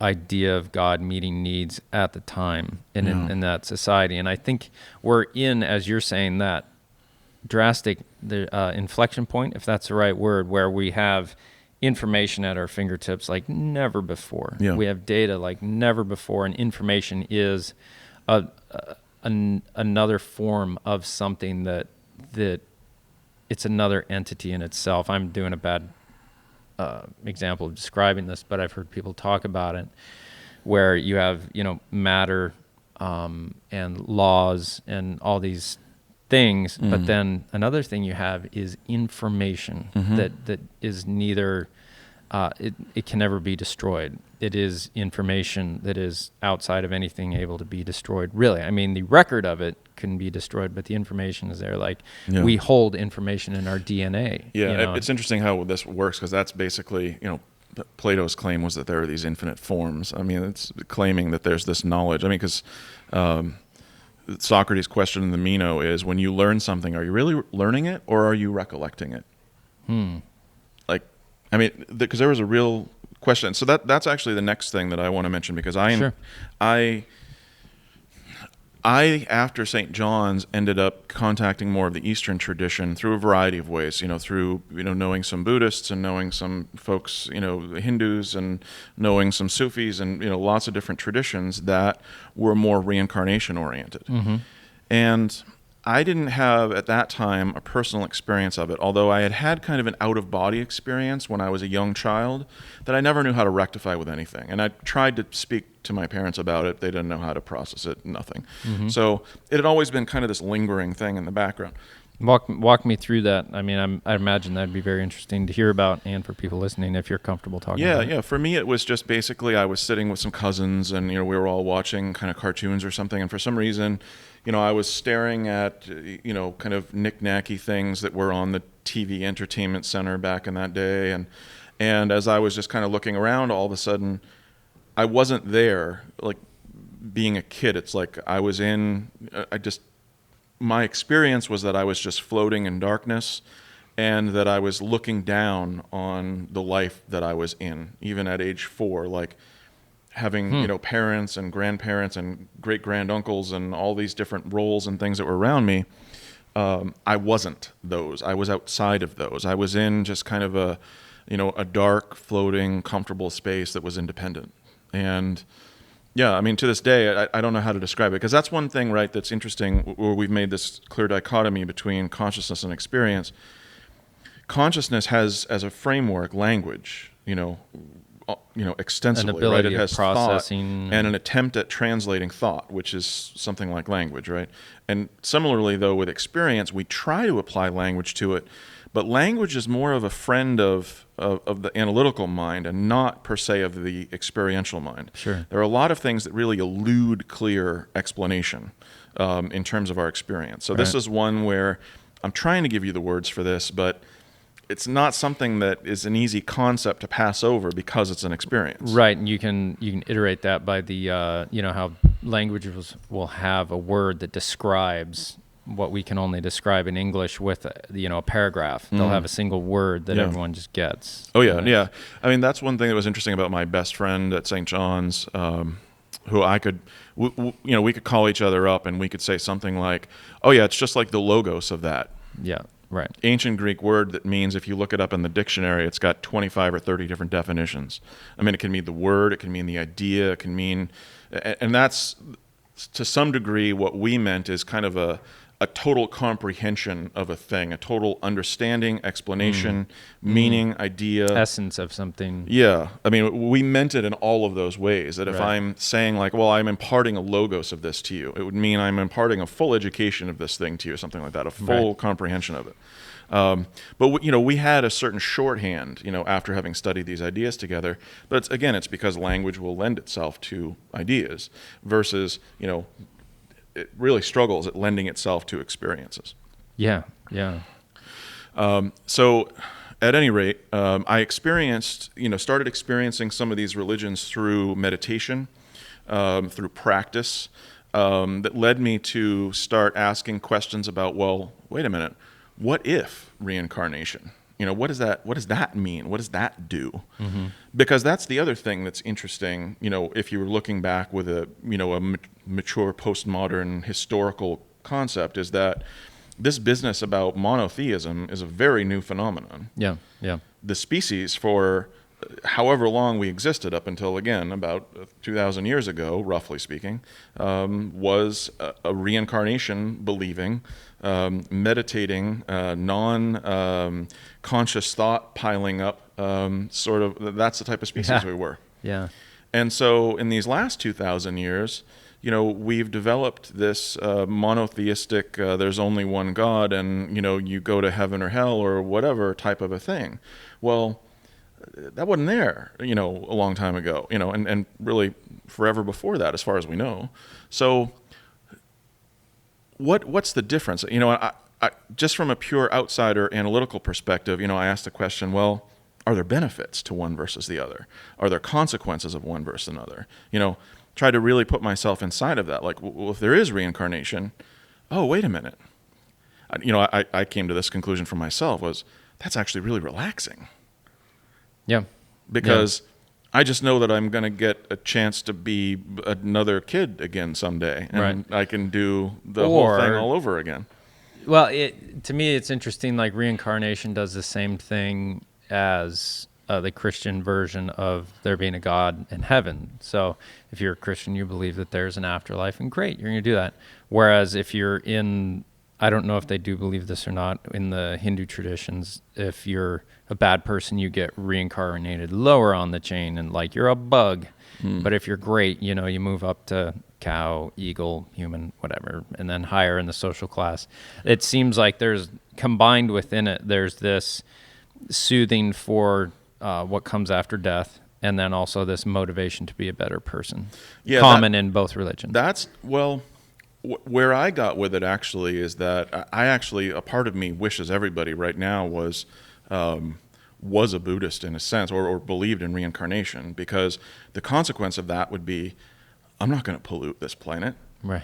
I'm going to be alive again. This is going to be around. Why would I want to do that? I'm not going to destroy things. I'm not going to, contribute to social ills. I'm not going to do all these terrible things. I'm going to try and make the world better, like all the time, because I'm going to live in it. I'm not going to take away children's rights. I'm not, make your list. It's immense. Mm-hmm. Now, but I would argue that, a Christian point of view does the same thing, but it's how some of these people distort it. Like some people are like, well, the whole thing's going to burn. What's it matter? And then some people are like, this is a gift from, the one true God, and he's going to come back and we're going to say we've ruined this thing. So it seems like the same thing is there, but it's in a tired, for people like you and I, we know too much about what these Christian religions can become. Yeah. And it's like, instead of seeing the potential beauty in them, you just see all the baggage. And to me, I look at a religion like Hindu or Buddhism, and I can take the beautiful parts of it, and I don't have to be saddled with the baggage. Yeah. But when you talk about the beautiful parts of Buddhism and Hinduism and everything else, I connect with those, and I see that's great. But I know through my own experience that I have these processes of gaining baggage and releasing baggage, and that those same processes are involved in other religions as well. We interviewed a Buddhist priest out in California, and it was really interesting because his congregation, if you want to call them that, they did a westernized form, but this was a Japanese form of Buddhism that had been, slightly westernized. And so they went to temple every Sunday, and he was like, it's really great to talk to people who care to hear about this, inferring like his normal congregation is just like, whatever. They had taken Buddhism and turned it into this thing that to them really, it was the same thing. Something that people insincere, that are just going through the motions. That people are tired of Christianity. They were tired of Buddhism. Right. They didn't want to hear it. And maybe they're like having a conversation right now, like this Christianity thing, Yeah. So I don't know what to do with that. Well, I think the conclusion that I came to, though, was when I looked back at Christianity from this point of view of putting myself into this other worldview, was that I felt as though Christianity was kind of an evolution in social control. That was sort of a I can conclusion that I came to. I can definitely paint it into that corner as well. I'm encouraged to be fearful of something. You're not really encouraged to be fearful of too much, except for there being a dharmic component. But you know what the dharma... In Buddhism. Yeah, you know what the karmic component is. It's just that you're going to encounter some sort of a suffering and kind of have to pay a due. It's not like this is a forever thing. Well, I really appreciate Buddhism in that it's a very honest take on reality, and it doesn't really profess any supernatural dogma or anything else as much as it's just like, here's a reality. Yeah. It's suffering, and you're going to, and there's a lot of honesty. Yeah, it's that there is suffering, and to some degree that suffering is a lesson giving. I mean, that's an important component of that. Yep. But I'm not a professed Buddhist. It's just that I studied it, and there are some component parts that hold together. So for me, it was sort of like, if I'm afraid of a one God, if I'm afraid of eternal suffering, first of all, if I believe I only live one life and that's it, then I'm very tractable at that point. Tractable. It's very likely someone can tell me to do just about anything, or they'll kill me, and I'll do it. Versus, I'm much more likely to be disobedient if I don't feel like this life is particularly the end of it. Right. Right. So some of those things, came up, and I did actually have another experience. So after I experienced that, I graduated from St. John's finally in 2008. I had an opportunity for my career to go to Europe and work in some cheese caves, which was cool, and I worked on some novels and all that thing. But then I set aside a month where I wanted to go to Greece. After having had a friend who was very strongly with Eastern religion, he had mentioned to me, well, these big cities of antiquity, they may actually hold memories for us. So it's kind of an interesting thing to try and travel to those, because if you were alive in that day and age, then you may kind of bump into some old memories from of that this area. Point of view of reincarnation. Yes. Yeah, that's interesting. So I was just kind of curious with that, and wanted to see Greece anyway, especially since I had studied so much of it at St. John. So I went to Athens. And, there's several key places I wanted to see. I wanted to see the Oracle. I wanted to see, a couple of the islands and so on and so forth. So one of the places, though, of course, was seeing the Acropolis and seeing, the Parthenon and all the surviving pieces.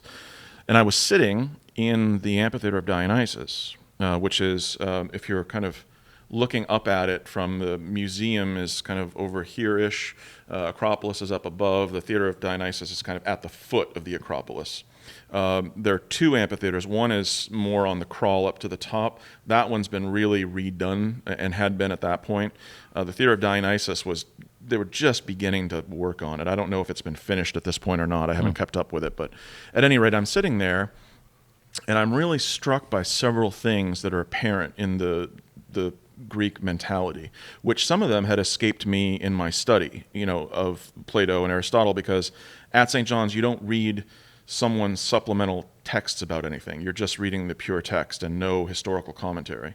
And you're not particularly studying the myths or anything else. If they appear in Homer, then you understand them, but you don't read Edith Hamilton's mythology while you're there. Right. So at any rate, I'm sitting here in the theater, and one of the things that's mentioned in their little one-page pamphlet that's translated into 25 languages Right. is, notice that underneath the stage here of this theater, there were sculpted men that were holding the stage up on their shoulders. And the reason for that was that the Greeks had a very clear notion of a pathway, that they were standing on the shoulders of those who had come before them always. There's a very clear notion to that, and especially in the Attic Greeks. Yeah. That they knew that the Mycenaeans had come before them. They knew that all of these other, even earlier Greeks had been there and had created so much knowledge for them to benefit from. And so for them, they didn't believe themselves like, well, we're creating this art, we're creating this drama. No, they said, we're just simply the newest humans, that are fortunate enough to be in this position to do this. So that really was just hitting me really hard sitting there in antiquity. And all of a sudden, I had another out-of-body experience while I was sitting there. So cartoons and antiquity, that's your deal. Yeah, apparently. Yeah. Somebody will have to write something about that someday. Right. But in this one, I was actually back there walking around in ancient Greece. Where you were at, with but friends. in ancient time. Yeah, climbing up to the Acropolis with friends, going to see a show. It's like, it was Friday night and we were all gussied up and we were going out to see the new production of whatever. Right. But the strange thing about this particular out-of-body experience was that it actually had emotional content, which I don't know how to explain. In terms of, there was a feeling of togetherness with the people that I was with in this experience, that it was of such a feeling of fraternity and being banded together and accomplishing something together. Right. That when the memory kind of, fractions of seconds, right, that all of this kind of played out, and then boom, I'm back there, sitting there as an American again. Right. The disparity between that feeling of connection in the memory and being an American again, where we're individuals and we're all of these other things, it hurt. Yeah. It literally hurt. So I don't know how to explain that in a conventional scientific, pseudoscientific or whatever schema. But I just started weeping, like sitting right there in that amphitheater of Dionysus, because it was so strong to me. Well, I think our freedom to be, or our drive in America to be these heightened individuals, it comes at a cost of separating from achieving things and having that sense of community together. I mean, just the way we spend our money, allocate our government funds and everything else, we shy away from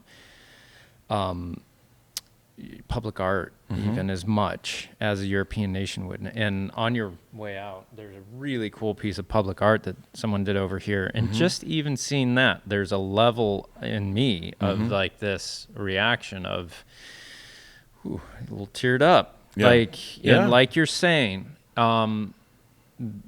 this existing as a highly solo individualistic American, which I am, and I struggle with, like we were just talking about with these group dynamics. There's a difference between group dynamics and then this idea of camaraderie and achieving something together. Like I'm highly individualistic, but I totally like your experience of what you're talking about. I get that, like being a part of something bigger is very important. Well, it's interesting that you say that you are, though, right? Because your chosen profession, from at least what I've gathered, is of being an artist.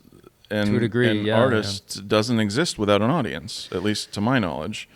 I mean, at least they don't materially, that's for sure. But I would argue that they probably don't, because they also don't conceptually, because you're interacting with something, and the point of it is to make a representation of some sort, whichever media you're in or whatever, right? But yeah, totally. Like what we're doing here, I'm doing for my own benefit, and I'm sharing it because I think these kind of things are very valuable, and this is what I find of the most value that I can give to a community. And now our community is the world, because what we're doing here in Biddeford, Maine can be viewed in India as soon as we post it, which is crazy. But yeah, the way in which we interact and contribute, a good friend of mine always says, like, he'll describe certain people of our friend group as being these different parts of the military. And he's like, yeah, all day long you're a sniper out there on your own. That's just you, and I get that, but you're doing it for a greater cause, and you're It's interesting he chooses that analogy though, right? Because a sniper is hugely dependent on the intel that they receive, on regular updates. I mean, they do have to go into a period of radio silence, and so I can see the analogy that he's going for. I get that. Right, but in the doing and you're also depended upon in an incredible way. So do you feel that responsibility? Like, is that there that drives you, that your observation is being served up to the group? You've been given this privileged position of being allowed to be an observer. You don't have to dig the ditches. You're allowed to be the observer and then report back. Right. And that's an incredible responsibility to the species that you're in this role. Well, see, the reason why I'm doing this to a large degree is that I do think, and I think I talked a little bit about this earlier, but I do think when you come to a time of being able to look critically at what gives you comfort, that you should, because you might have developed things in that process of belief and valuing and everything else that could have negative aspects to it that need to be weeded out. And so I am at a place where my morals are formed. I mean, I don't even drink. I don't at this point have a God said thou shalt not drink approach, as much as I'm cheap, and I don't think anyone's ever said, man, my life's better now that I started drinking. So, like, I was raised that way, but I'm still adhering to it to a large degree just because I do see value in avoiding it. I don't see it as a sin, but for me, and especially the comfort of my wife, who still sees it as that way, is there. And so, like, I've got my whole moral setup and everything else, but what I did see not adding up in my life experience was the way that the people I associated with and their beliefs approached people that were homosexual. That was the whole initial thing for me that was like, this doesn't add up, because everyone I've gotten close to that is gay, and I talk to them about, when did you realize you were gay? It's just when they went through puberty and discovered what they were attracted to. And knowing kids that were gay growing up, that were nicer kids than me or any of the other heterosexual, testosterone-filled little jerks, right? And to me, that there was some cognitive dissonance there, as far as we can't tell these people that they're outside of the will of God when it's not something that they chose. They're saddled with it, and it doesn't add up. And so that, to me, then led into an investigation of everything that now, has been a detriment to myself and my family in some ways. But overall, it's something that I have to go through. I have to examine what I believe when I'm capable of doing it. And I think it's a calling that anyone that's in that position, it is something that they should do. Examine, do maintenance. You're at a time when you can do that. You better do it. Yeah, my friend and I, we always referred to that, what you're describing to some degree, as the tepid bath phenomenon, which is just that, you're in this bath right now that feels comfortable for whatever reason, and it's preventing you from putting your foot on the cold tiles on the outside. I mean, it's a gross oversimplification, but it's it warm encapsulates. Enough for me. I'm staying in here. Yeah. Right? Exactly. And to me, I was looking out of that bath, and there was people that were shivering without a towel standing on cold tile. Yeah. And everyone in the bath was telling me, no, that's, they're welcome to come in if they, but they can't. Yeah. And to me, it's just leaving people out in the cold. And yeah. See, the cold and warm thing is also particularly powerful. It's featured very prominently in a lot of Nietzsche's stuff, which is very interesting. He refers to, being a mountain walker, going to where it's coldest, always striving to be in the cold at all times, and steeling yourself to realizing that that's where life is. I mean, following this analogy, I it's have really chosen interesting. to live in Maine, which is like, I often wonder, like, is it mosquitoes, the cold, I'm sure not just literally. I mean, although there's certainly benefit to that, but I mean, no, but just there's a underlying being psychology of why, like, Yeah. I chose to live in a down and out town when I moved here. Yeah. In a state that's not great financially, Yeah. in a climate that is cold a lot of the year. Like, there's a lot of things I've chosen to put myself in the position of that are farther from curated reality that a lot of people want to experience. Right. Yeah. But I, by choice, have been put myself here for some reason. Yeah. So. So, trying to think of where we sort of jumped off from. So. You were in the theater of Dionysus, out of body experience. Yeah, that was kind of part of an explanation, though, I guess. Well, so it was kind of wandering around in, what does a reality look like to someone who believes in a faith of reincarnation versus a faith of Christianity? Because to me, it's very informative. I mean, I have discussions with lots of friends who are pure scientists, and for me, I don't talk to them about out-of-body experiences because it's just they don't know what to do with it. Maybe you had that experience, but it's not objectively provable. So what in the hell does that do for a meaningful discussion about what we can do for everybody type of stuff? Right. But for them, even with one of them, I said, well, look, it would actually be better for the species if we went back to a reincarnation concept, right? And I explain what I explained to you earlier, and they begrudgingly will say, oh, shit, yeah, I guess you're right. Yeah, I mean, we wouldn't be burning the forests. We wouldn't be, allowing unbridled capitalism to destroy everything. We wouldn't be okay with that. We wouldn't have the factory farming. We wouldn't, Yeah. I have this Jumbotron analogy that I use that, if you stand an inch from a Jumbotron, you'll get the material truth of the red, green, blue, RGB dots. And that's... But if you stand back 300 feet, you'll get the big picture. But I think a materialist point of view allows you to, maybe to too much of a large degree, manipulate reality and create more of what you want than the beauty of what naturally happens. I don't know.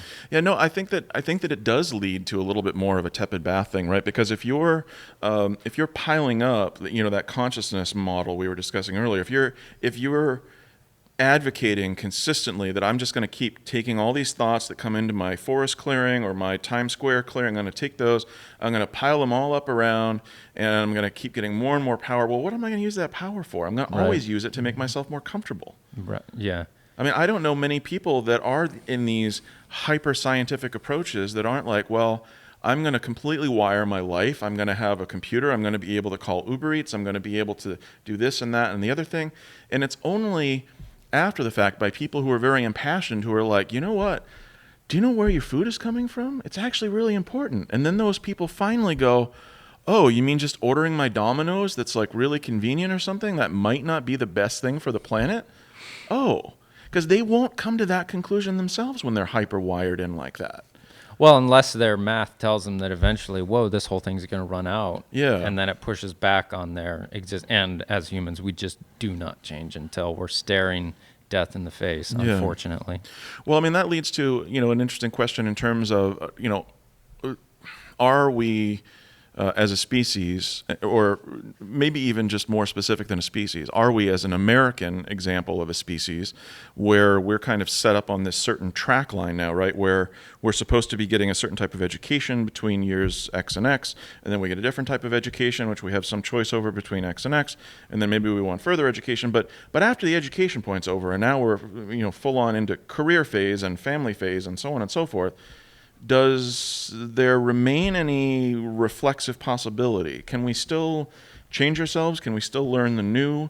What's our personal internal drive to continue seeking, continue asking? Or at a certain point, do we pass kind of a lip of a threshold where we kind of say to ourselves, now we're just going to kind of be in habit mode? Because that's really what, some of the later writers, like say Camus, his book The Plague, basically posits that as an underlying theory, but then it writes a fictional example on top of it that the plague of modern man is habit. Yeah. Succinctly, he says. Now, I've had an interesting realization of how much habit has comforted me. Mm-hmm. So kept you in the tepid bath, right? Well, so we lived in a house right over there for like 13 years, and I had a really big hill that I could run up and down, and I had my little calisthenic workout routine. Yep. And I'd look at people who were out of shape, or I'd say, how can you not, Sure. be in shape and blah blah blah. Sure. And then we moved.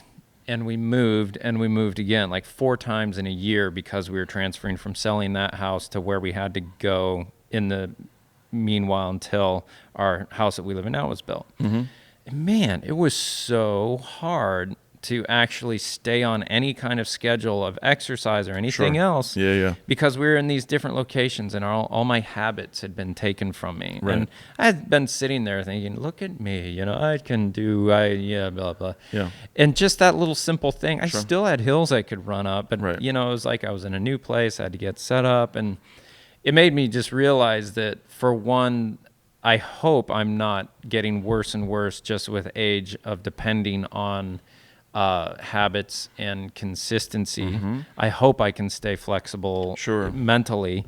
And I always have tried to strive for ongoing new experiences that keep me from getting into that. But maybe there's some degree of your existence that you do need to put into that. Because like right now I'm also experiencing, like I've experienced 40 years of life having all the answers. And I mean all the answers, supposedly. Yeah. And now everything I encounter, I have to use my energy to process. And that's a really expensive thing to run all the time.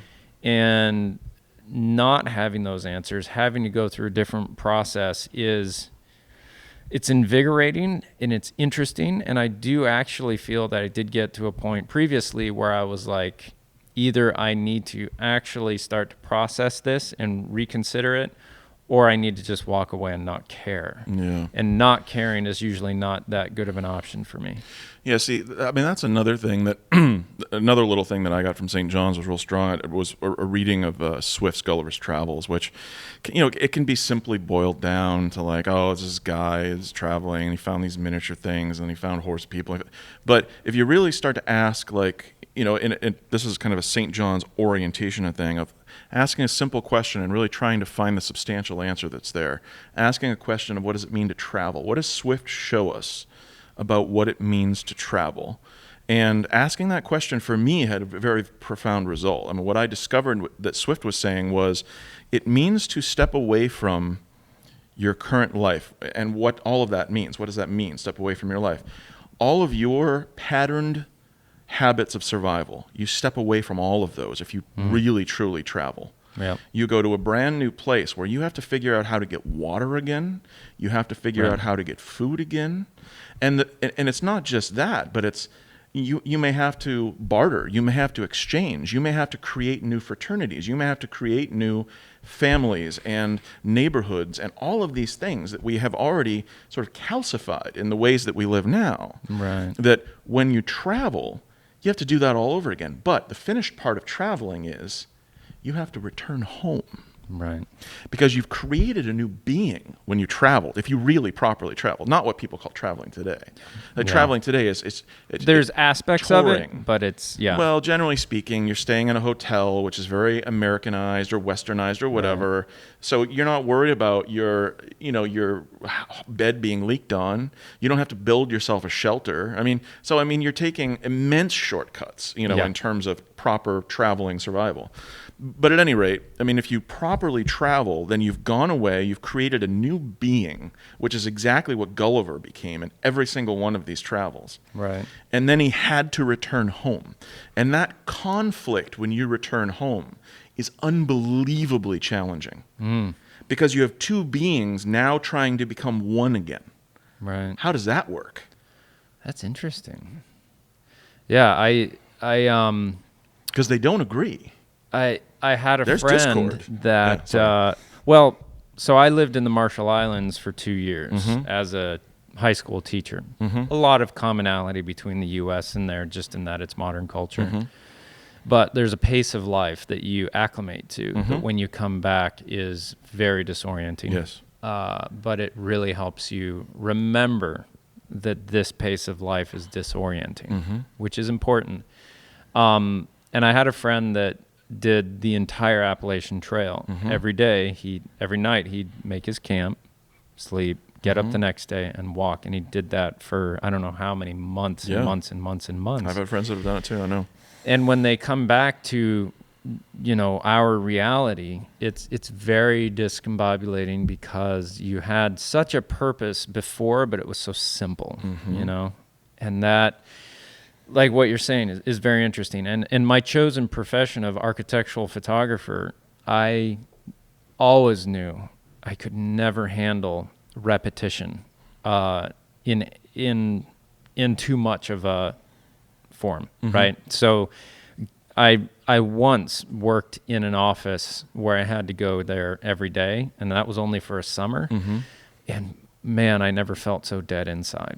And that was so difficult. And I knew I could never do anything where I had too much repetition, too much consistency, because it felt so dead. I needed constant change and constant challenge. Like what I do right now, there's no guaranteed income, but some months we make a lot of money, and then other months you make none. And it keeps you on your toes, keeps you active. And I really find a lot of fulfillment and motivation in that.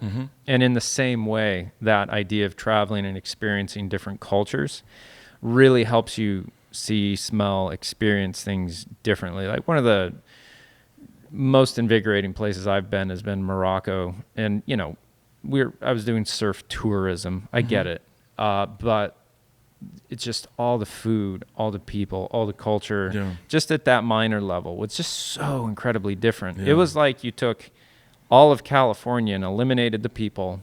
It was very similar, a very west-facing coast, desert inland, But man, the light in the dust from the Sahara, the smell of the mint tea. My friends were telling me about that have been to Morocco, that it can be 110 degrees out, and you're looking at all these people sitting outside drinking hot tea, and you think, have they lost their minds?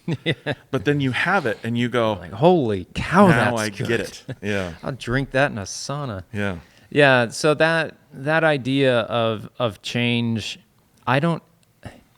how do you avoid the one-size-fits-all approach as well? Because there's some people who are very disoriented by that kind of thing, and it does not bring them, maybe it doesn't bring them comfort, but maybe if you forced them through it, they'd be better off of it. But is that what people who embrace some of these types of religion are trying to do to other people? They're trying to force them through their religion to be better people. Well, that's what and so that's what my point about sort of Aristotle's Nicomachean Ethics is. What if you repeat something over and over again? Does that change who you are as a being? To an extent, right? Not repeating over and over and over again. Yeah, to say, well, these are the actions I know I should take as a good person, so I'm going to keep doing them. And will I gain understanding of why I should? Because to some extent, right, that's sort of the lesson of Christianity is if you don't have love in your heart, then you follow the 10 Commandments, because that's what you do. You just naturally do all those things if you actually were living as a being of love. Right. But since we kind of recognize that not everybody's going to be that way, we've also given you a few other guideposts along the way. So yeah, I mean, that's a bit of that habitual thing. But part of what I thought was interesting about what the attempts of some of the religious endeavors have been throughout time, because obviously there have been so many expressions of Christianity now and so many expressions of the other religions, is that with something like drinking, for instance, just using that as an example, because I know you talked about it with your wife and you brought it up today, is that I don't necessarily see drinking as an evil, and I don't see intoxication as an evil in any way, shape, or form. But you'd have to define evil. Here's what I do find to be hugely detrimental to the species is that if it's used in the wrong way. And what I guess I'd mean by that is if it's just used habitually without intention, Right. because there's a way in which it could be used as a sacrament. There's a way in which it Sure. could be used as a ritual. So, for instance, once a year or something like that, it's agreed upon that we should all have some sort of an experience together. Right. Okay, interesting to me. I mean, it But- seems like people should start to use mushrooms in that way or something. Well, that's certainly what Huxley advocated for in Island, his utopia at the end of his Really? life. Yeah, See, because a lot of he said everyone should do it once a year. I wouldn't totally disagree with that, and that would vary. I doubt many of my family members actually listen to these anymore. But from what people have been saying and what little research have been done, these psilocybin type of mushrooms have a lasting effect that lasts for time on your consciousness, on your brain, that are beneficial, especially to people over 25. Maybe you shouldn't be doing them before your brain is solidified. Exactly. And there's arguments for that, Yep. sure. But yeah, I definitely, were I single and without a family, I would be far more entertaining those kind of things. But first and foremost for me at this point is the respect and protection of my family under the guise, that's a bad word, under the original ideas of how it was formed. Yeah, sure. And that would kind of be, There are initial contracts and agreements, even if they're unspoken, and those need to be honored. Yeah, and that would really make my wife uncomfortable, Yeah. and the rest of my family. So, at this point in my life, I can just write that Sure. off as like, well, I'll listen to what other people have to say about it. And Right. Maybe I could get there through meditation, but it'll take like 30 years. So Yeah. who knows? Especially the research about mushrooms in general, not exclusively psilocybin, but just mushrooms in general. The genetic research now has been really interesting in terms of we actually might share more in common with mushrooms. Yeah, than they're not lots of even a other plant species, or lots an of animal. mammals. They're like kind of in between, and Yeah. there's so many interesting things there. And the ideas that consciousness actually resides in these microtubules in the brain, and that there's a lot of commonality with fungi in that, and how they're researching and understanding consciousness is many ways by how they stop it with just anesthesia. They really don't know how it works, but they know it works, and they just really gently. Again, that to me is that interesting conundrum of, we know there's a correlative phenomena there. So we know that, consciousness seemingly isn't possible in a rock. It doesn't seem to come from there. Right. But similarly, if I make my brain like a rock, it seems like consciousness is probably not possible in there anymore either. Certainly after lobotomies, it's changed. Certainly after a number of these things, but our whole preconception for all of our science, all of medicine, everything is based upon the double-blind clinical trial.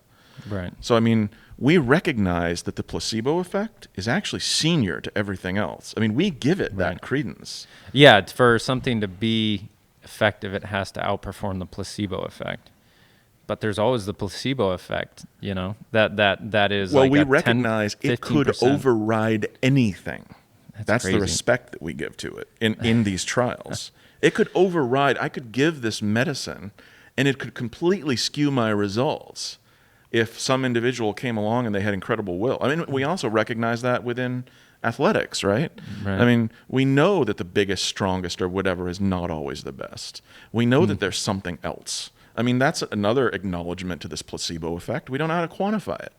There's something there. There's something that can be extraordinary from consciousness. We don't know what it is. Right. That that kind of gets me to this idea of free will and determinism. Like, I see not necessarily free will and determinism as much as just will, right? So I paint the picture of free will as you're a fish in a stream going with the current with all the other fish. And each one of those fish has the ability to swim against the current, do they? So in that, I would say that we do have that ability to turn and go against the current. If you choose not to, you are in a fairly deterministic pattern. Sure. You know, we're all made of matter, and that to a degree it's deterministic, but we are also electrochemical things, which the electrons are everywhere and nowhere at once. So there's that. There's something in there that says you have the ability to turn and go against anything else and exert that ability of free will. Doesn't necessarily mean you are exerting free will. I think there's different levels of will that people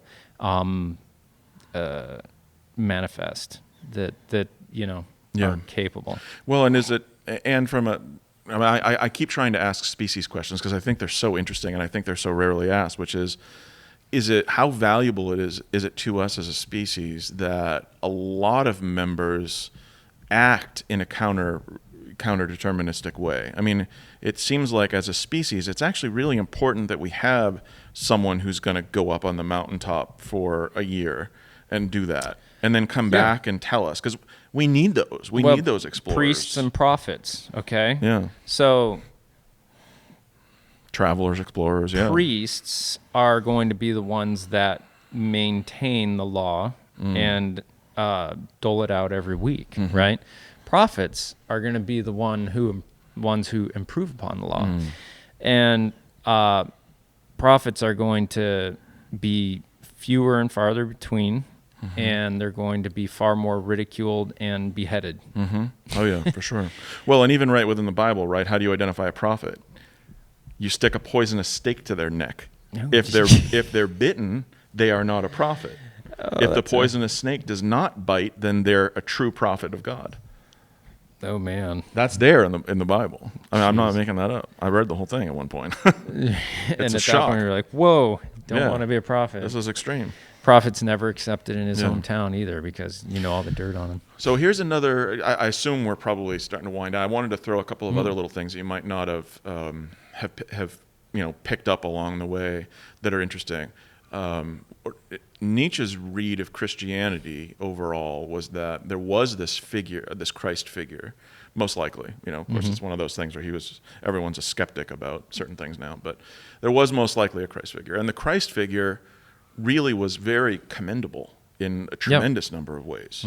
I think it's hard for most anybody to take this depiction of Christ and find fault on some level. Yeah, Monty Python doesn't even do that in The Life of Brian. They treat the representation of Christ with respect. Yeah. They manifest Brian through all these idiots, and it's such an interesting movie. Yeah, but. It is. I love Monty Python. But Nietzsche's real villain was Paul. Okay. Because Paul took what was being shown from someone who was the prophet, who did go away from humanity for a while, and came back and had lessons to share, and then tried to codify that and make the laws, and basically create the priestness that was now being recreated from these new experiences. So it was designed to try and be this, well, let's serve humanity, but at a certain point, anything that offers a service to humanity on the flip side is also offering a disservice. The same thing, I heard you use the 4 a.m. analogy with, I think it was Avi or one of the other people you spoke to. I mean, when I first was coming up as a naive philosophy student before I read everything, was that I had heard the cogito, and it was the most convincing thing to me. Like, well, I think, therefore I am. How can you refute that? That's, blah, blah. One of my language tutor, my freshman year at St. John's, I said, how do we go beyond that? Isn't that everything, when we get to that? He goes, no. Have you ever heard of epiphenomena? And I go, no, I don't know what that is. He goes, okay, here's my hand, right? Okay, this is also my hand. This is just one epiphenomenon of my hand. So in the same way, consciousness-wise, when we say I is always an epiphenomena. Because, yeah, that's part of you. That's the observer. But you also have all of these other functions of your reality. Right, right. And so, no, the cogito is like not the end. Like that's a point. It's an interesting point. It was a good point, Is that what they Cool. call that expression? I think. The cogito ergo sum, because it's Latin for I think, therefore I am. Okay, Yeah. gotcha. Just shorthand. Yeah. So I mean, so Paul was definitely, was Nietzsche's villain. Was the guy that he wasn't the one that went out there and had those experiences, because that's the guy that, to some degree, humanity needs. He was the guy who then kind of like interpreted and, had a way in which he set down a tradition, and it was something different that Paul did than what Jesus did. Those are very different activities. It was and kind they of served humanity in very different ways. an execution and not execution, but turning it into a system of doing things rather than an example to stand on its own for eternity. To a degree? I think it was the beginning of a separation, right? Because there was a way in which I think Jesus wanted to invite us in to an experience. And there was a way in which Paul kept us out of that experience. Can you expand upon that at all? Yeah, because Paul was basically the beginning stage of creating a theology or a dogma, Okay. which is this is the way you need to think about it, rather than this is the way you need to experience it. And so he discouraged an experience of it by encouraging a thinking of it. Right, and that's what I'm experiencing right now personally, is far more thinking, tearing apart, intellectualizing than experiencing. And I have no... But you've been told, I mean, to some degree, what you're going through is a reaction. And by the way, I, to some degree commend it. I mean, because I found that at one point that a lot of my discussions about spirituality, having grown up in Maine, would be talking with other people who were reacting, had a response to the Christian upbringing that they had.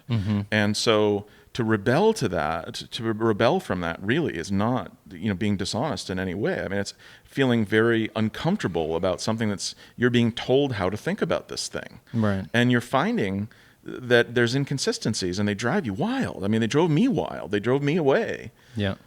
So I mean, I certainly understand that and have a lot of compassion for that, for sure. Well, I'm at the point of, I think I've done enough at this point, a fair amount of due diligence to intellectualizing it, which is called for and appropriate.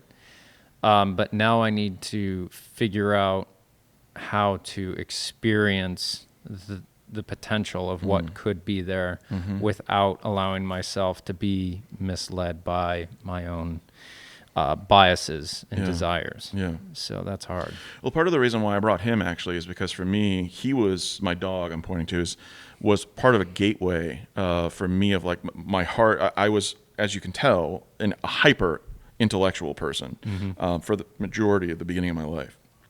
And he's my first dog that I've owned. My family had dogs, and so there was always this, there's the dog over there or whatever. But he and I went out to Santa Fe together. We went out to Colorado together. We hiked mountains together.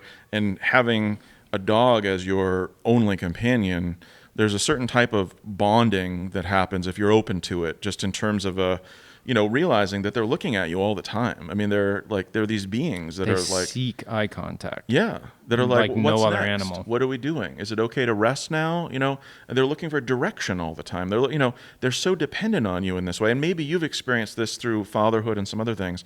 I've never had that part of my life. I don't know. But for me, this guy actually started my thinking from being just a pure, emotionally devoid, analytical potentiality thing, to something where I'm actually starting, I'm regularly processing things more in a kind of heart-centered way.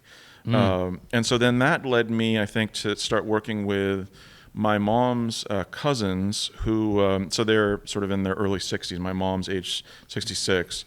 So they're a little bit younger than her. So cousin once removed, whatever it is. I mean, they're my cousins too, but I never know how to express that anymore. So they're working with PTSD veterans and shelter animals. And the way that they do it is just taking a simple shelter dog, getting a number of veterans that have been really suffering, and they're trying to solve the problem, non-medically now at this point, because they just feel like they're at the end of it with that. The medicines aren't helping, the drinking's not helping, nothing's helping. Like, how do I deal with this? And their method's very simple, and it's showing the veteran that the dog is a mirror, perfect mirror for them. It's always giving back what's being shown. Yeah. And any behavior changes in the dog, it's usually because the veteran has behavior changed towards them. And so that simple activity of being able to show that so clearly is actually affecting unbelievable change in the veterans that she's working with. Whereas because they actually care about the animal. Right.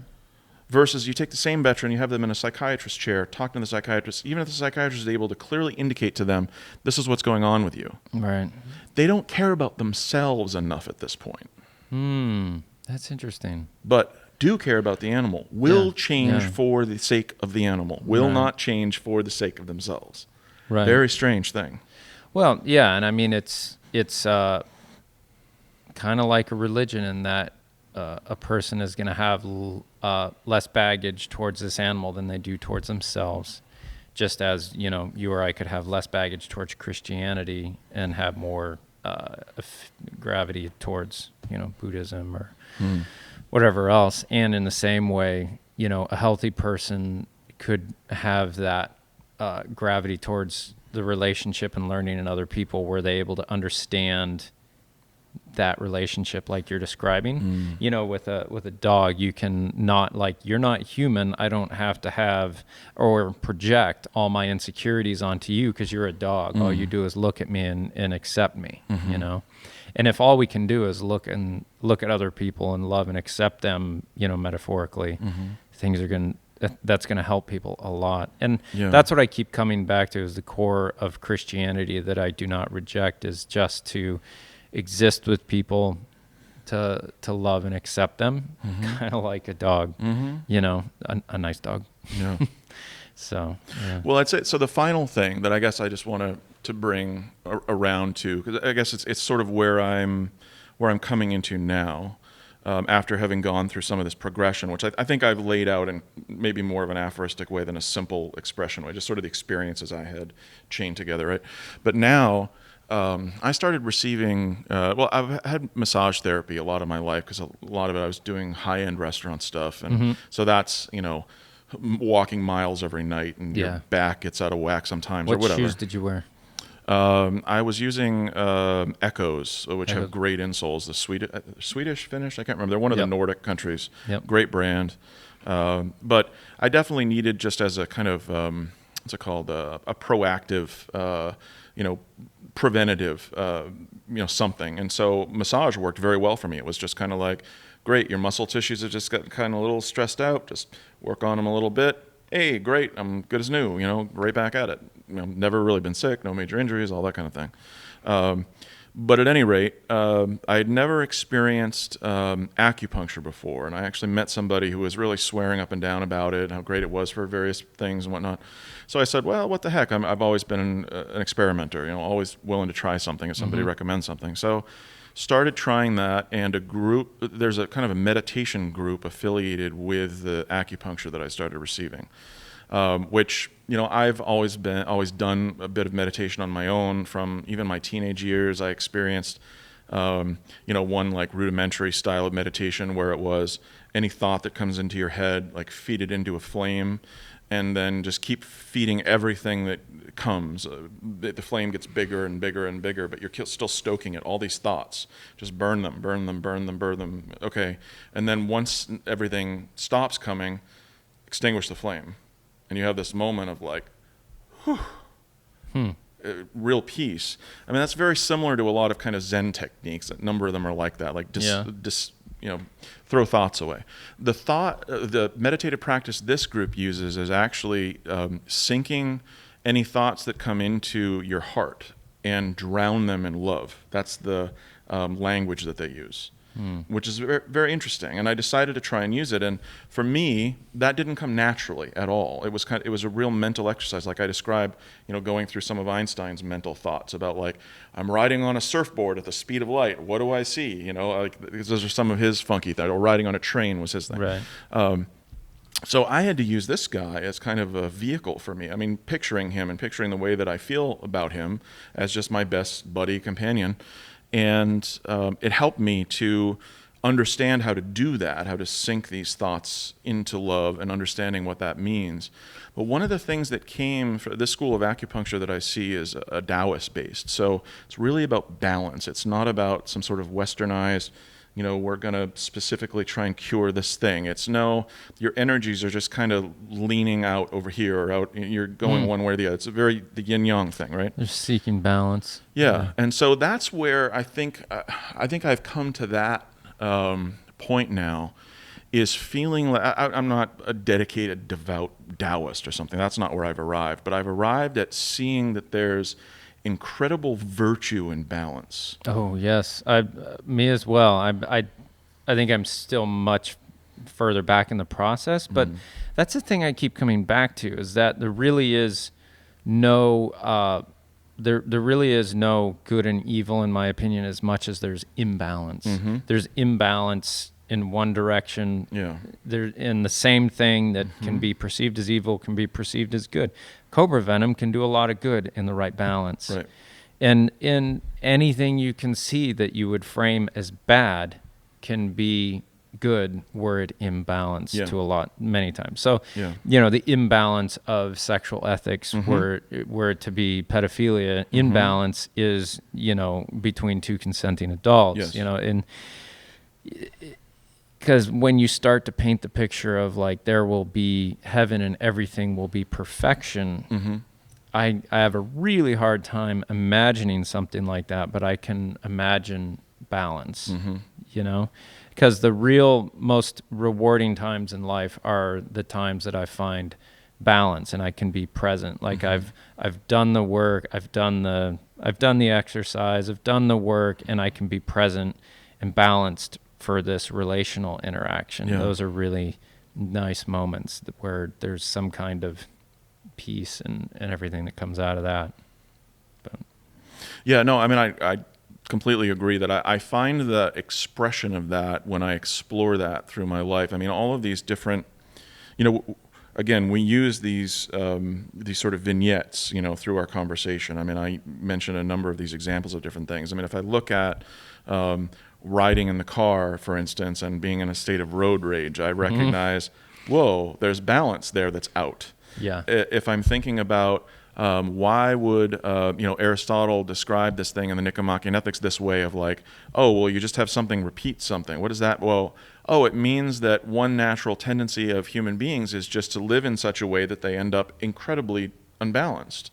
And so by keeping them in this kind of middle space of repeating certain things, that we know that will keep them away from an extreme unbalanced approach to something. Right. These repetitions are aiming at keeping us in balance. Yeah. I mean, similarly, if you're sitting in the tepid water, though, and then that's kind of maybe one of the interesting things is the tepid bath actually is much more likely to take us out of balance than to go back in. Because something that we feel comfortable towards, we're going to gravitate towards. It's almost like a hypnosis. And I think that's what Camus was suggesting, is that, this thing that we're experiencing, this habit phenomena now that's becoming so predominant, in part it's a reaction to, I think you were talking about it, the return from the Marshall Islands and your particular experience. I mean, I did an Outward Bound course, which was much shorter duration, but I had a similar experience where I was used to things moving 10 miles an hour or less. For me to all of a sudden walk back into Rockland, Maine, get off the boat, and I see a car moving 30 or 40, I was like, holy cow, what is going, but then to get used to that, because I've read, a number of things about like what petro-reality is like, because this is a reality which is completely different from the rest of the species. What reality? Well, since we're all fueled now and we have the potential power at our disposal at all times of this vehicle which can move at an incredible speed relative to what our bodies could do naturally, that we now have to be in a constant relation to a person who's potentially more optimized than us at any given point in time. And we can't fall too far behind them. That's what the economic system that's been framed by the petrodollar is in terms of having an effect on us. Right. Is that there's a huge potential out there, and if you're the type of person that's just going to sit on the street corner and be begging for scraps or whatever, you're not optimized to be a human being in a petro reality. Right. But who is? The species is not designed that way. There are outliers who are obviously very adept at it and jump right in with both hands, and they're able to curtail anything else that comes in their life or staunch it enough or whatever so they can keep operating at that speed. But is that natural? It Right. doesn't seem like Well, I it was is for the just talking species with because we have cancer now. We have all of these Oh, yeah. things which demonstrably never existed. Well, the speed at which you do things and the effort that you put into things to maintain a certain level, to gain a certain level of celebrity or whatever else. I was just talking with someone yesterday about this. The people that really, really achieve notoriety and huge things, you'll often hear about how incredibly horrible their personal lives are. And it makes me think that if you are to put so much into becoming something this huge, even if it's something like Mahatma Gandhi and Nelson Mandela or Elon Musk or Steve Jobs, Sure. great achievements. You're putting a lot into this out here for the public and for the overall greater good of all these people that you have very shallow relationships. Generally, for an individual to be able to do that, they're pulling from anything that they can give in a personal relationship. Yeah. And so their personal lives often fall very, very short. Yeah. This is a very skeptical or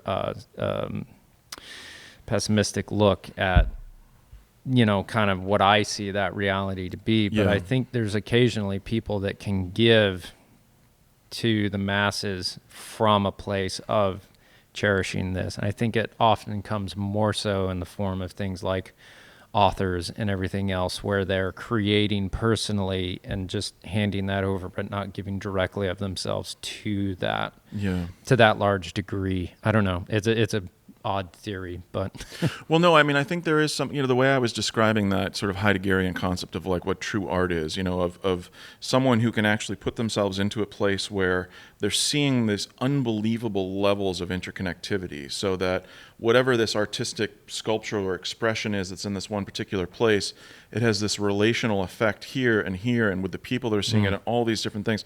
So to be able to have that type of an awareness of a completeness of that artistic expression, I mean, I think it takes an immense a divorcedness from that type of simple being, which is the kind of, I think simple being is kind of the tepid bath being. It's kind of just chasing after the, what's most comfortable. I'm just going to keep doing that. I'm going to move away from pain at all times. I'm going to move towards what's satisfying at all times, and that's just going to be my beingness. But if I've all of a sudden realized or believed that there's something that I'm putting up above that, and for an artist that's, clear, it's their art. It's whatever their thing is that they're creating, right?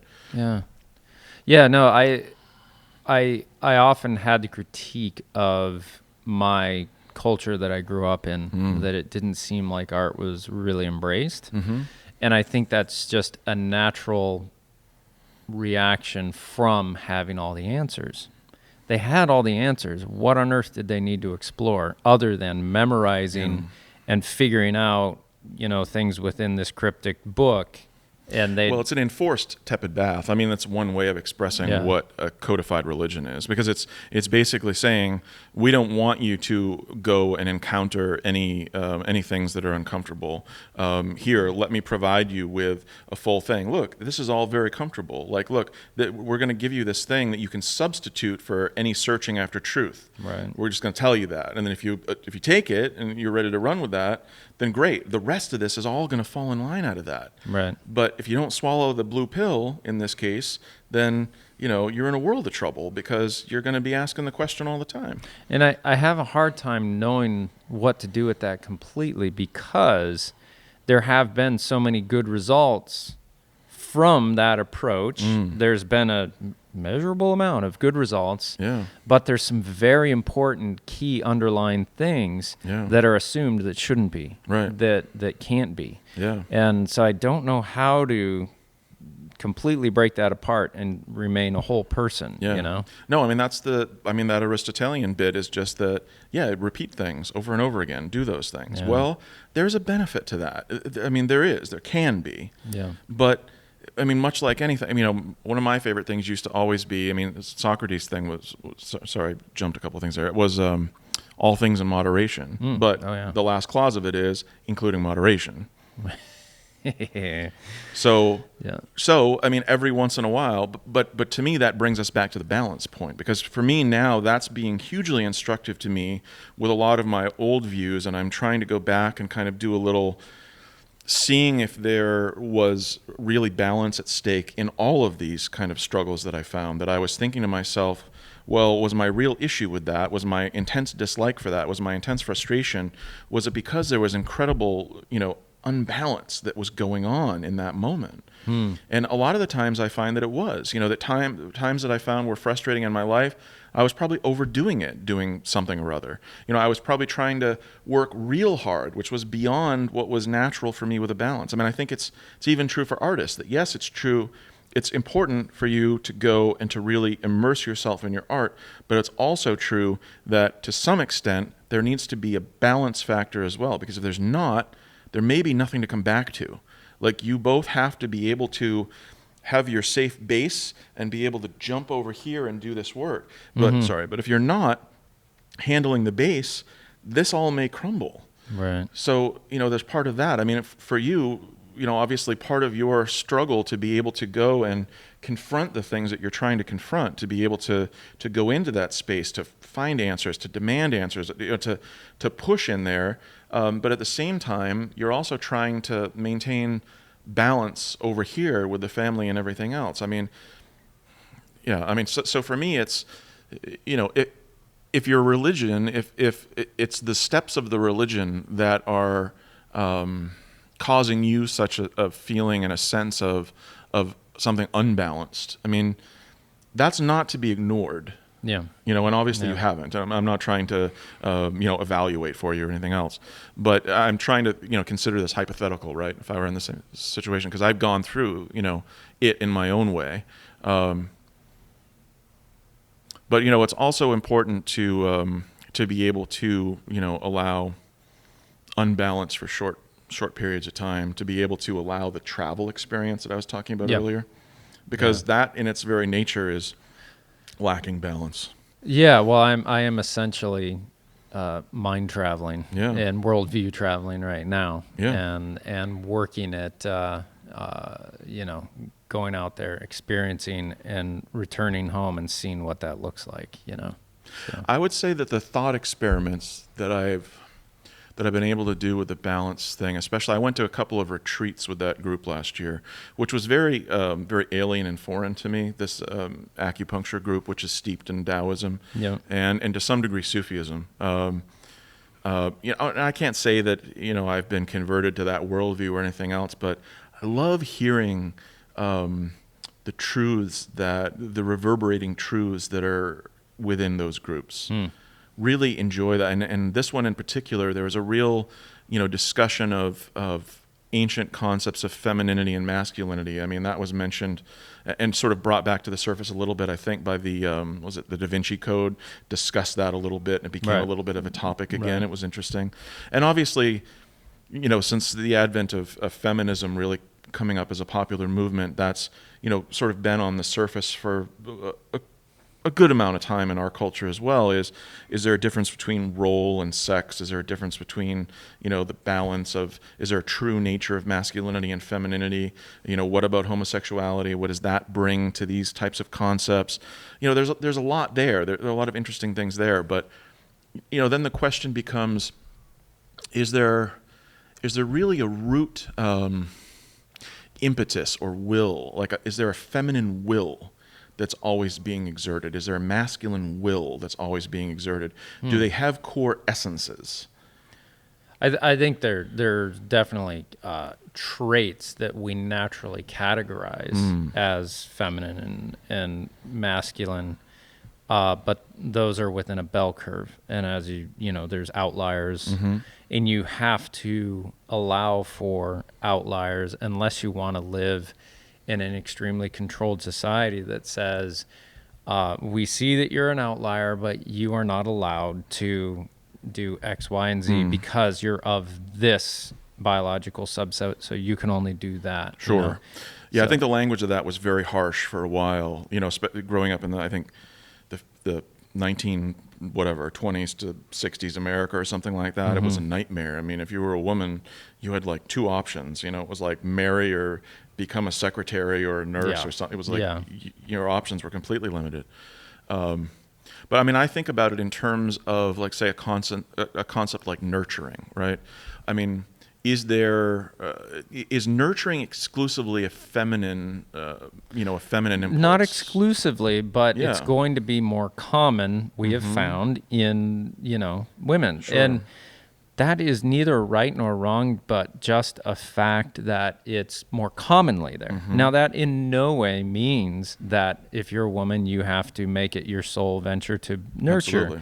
Not at all. Yeah. And we cannot insist on equality of outcome. There just has to be equality of opportunity. And if we can have it, which interestingly in the Scandinavian countries where they've worked towards all equality far longer than we have and to a larger degree, the outcome has become far more segregated, where people have the choice and do not have the pressure of the society telling them, kick off those chains, woman, and be a CEO. That's what you should be doing, right? Where it's just kind of like, you can absolutely do whatever you want. Yeah, you can do that if you want to. Yeah, you can do that. Not every woman now has to become a CEO. Yeah. I mean, it's up to you. And in those countries, they're far more segregated into the stereotypical biological roles by choice because they don't have the pressure of kicking off the oppression, and they don't have the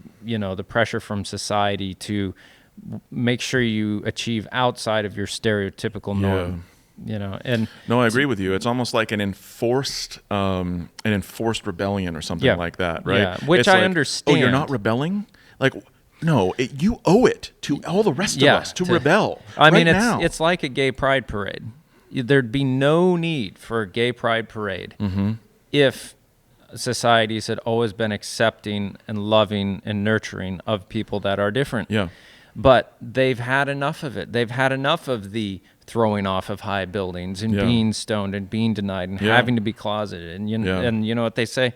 We're going to have a freaking parade and you're going to like it. Yeah. And that's fine. I get that. Yeah, me too. Get the need for that. I get the need for people to emotionally be able to express themselves after having to have been oppressed for so long. But I think if I were also a part of that community, and this is obviously, what they call me, cisgendered, hetero male or whatever these days, that, I would also, for me, I would want to feel that if I didn't want to go to every pride parade every single year, if I didn't feel it that year or whatever, I had something else going on, again, I wouldn't want to have to kind of I wouldn't want the enforced rebellion upon me by my peer group. It's just part of a societal change, I think, in that we have come through a time where women have been oppressed for so long. Yeah. So it's kind of like if you're not taking up the banner, you're questionable and you might not be. So I don't get to keep my pride card. Yeah. Because that's the thing, right? Well, that's been used jokingly before. Do I get to keep my feminism card? Right. Do I get to keep my independent woman card? Do I get to keep my, whatever? So I just kind of accept. Well, first of all, I'm pretty antisocial to begin with, so no one's going to miss me at any function. Right. Me too. But it's. I see it as just a natural process of the group. The overall society needs to get behind this and condemn, these type of behaviors. And I understand why the far left has gone too far. And I think there'll be a pendulum swing, and there'll be people that are mad about the pendulum swing. But I think, again, the having of these conversations where religions have gone too far, where social movements have gone too far, and where out of balance. I think this balance thing is such a really powerful concept. But I think the key thing is the freedom of speech and moderation, which means that people like you and I have conversations with people that disagree with us, and we have those conversations openly and respectfully. And respectfully, because anyone that's got something that you think is a bad idea, the best way to deal with that is to explore it and to openly discuss it and see if it stands up rather than just bury it. Because if you bury it, it's going to fester, it's going to go underground, it's going to become even worse. Agreed. No, I asked the nurturing question, and I don't mean it, I didn't mean it to be disingenuously asked, because I do believe that while you're right, I think historically we've left the job of nurturing to women. Certainly throughout much of history. I think that a man and a woman, both masculine and feminine, actually both partake in nurturing, but they partake in a different way. And similarly, I think another even maybe clearer example is think about the concept of sheltering. The way in which women will shelter, or the feminine urge to shelter, is something different than the male urge to shelter.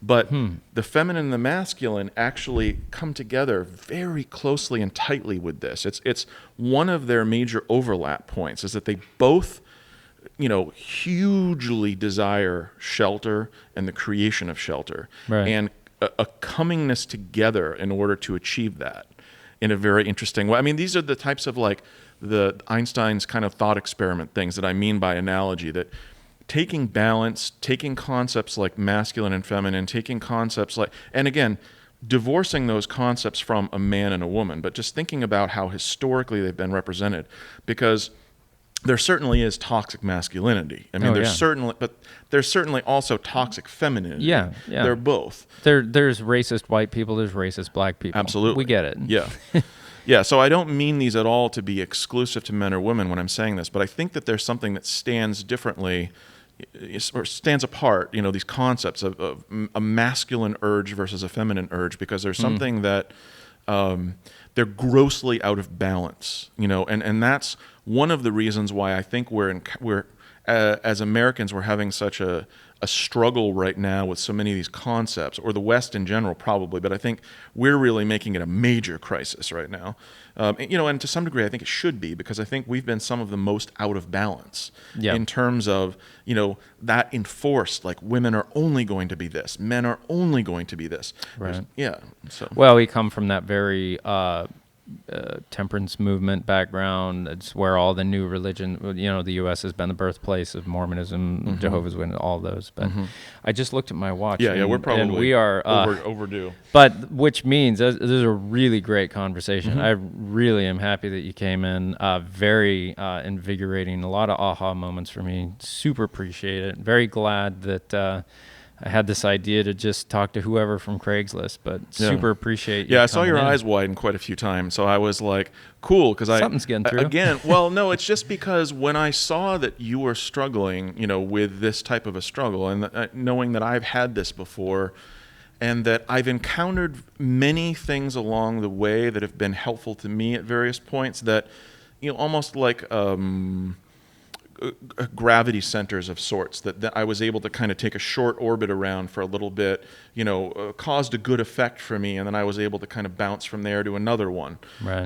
That maybe I could offer a couple of those interesting thoughts that I found helpful, and maybe they're helpful to you, or maybe they're not a part of your particular journey struggle. I don't know. No, just walking through the process and having more and more of these conversations is just a really good thing for me personally, and I think a really good thing for other people to witness. So thank you so much for coming in. Yeah, well, thanks for hosting. It was a fun conversation. All right, awesome. Thanks, Tim. Take it easy, Trent.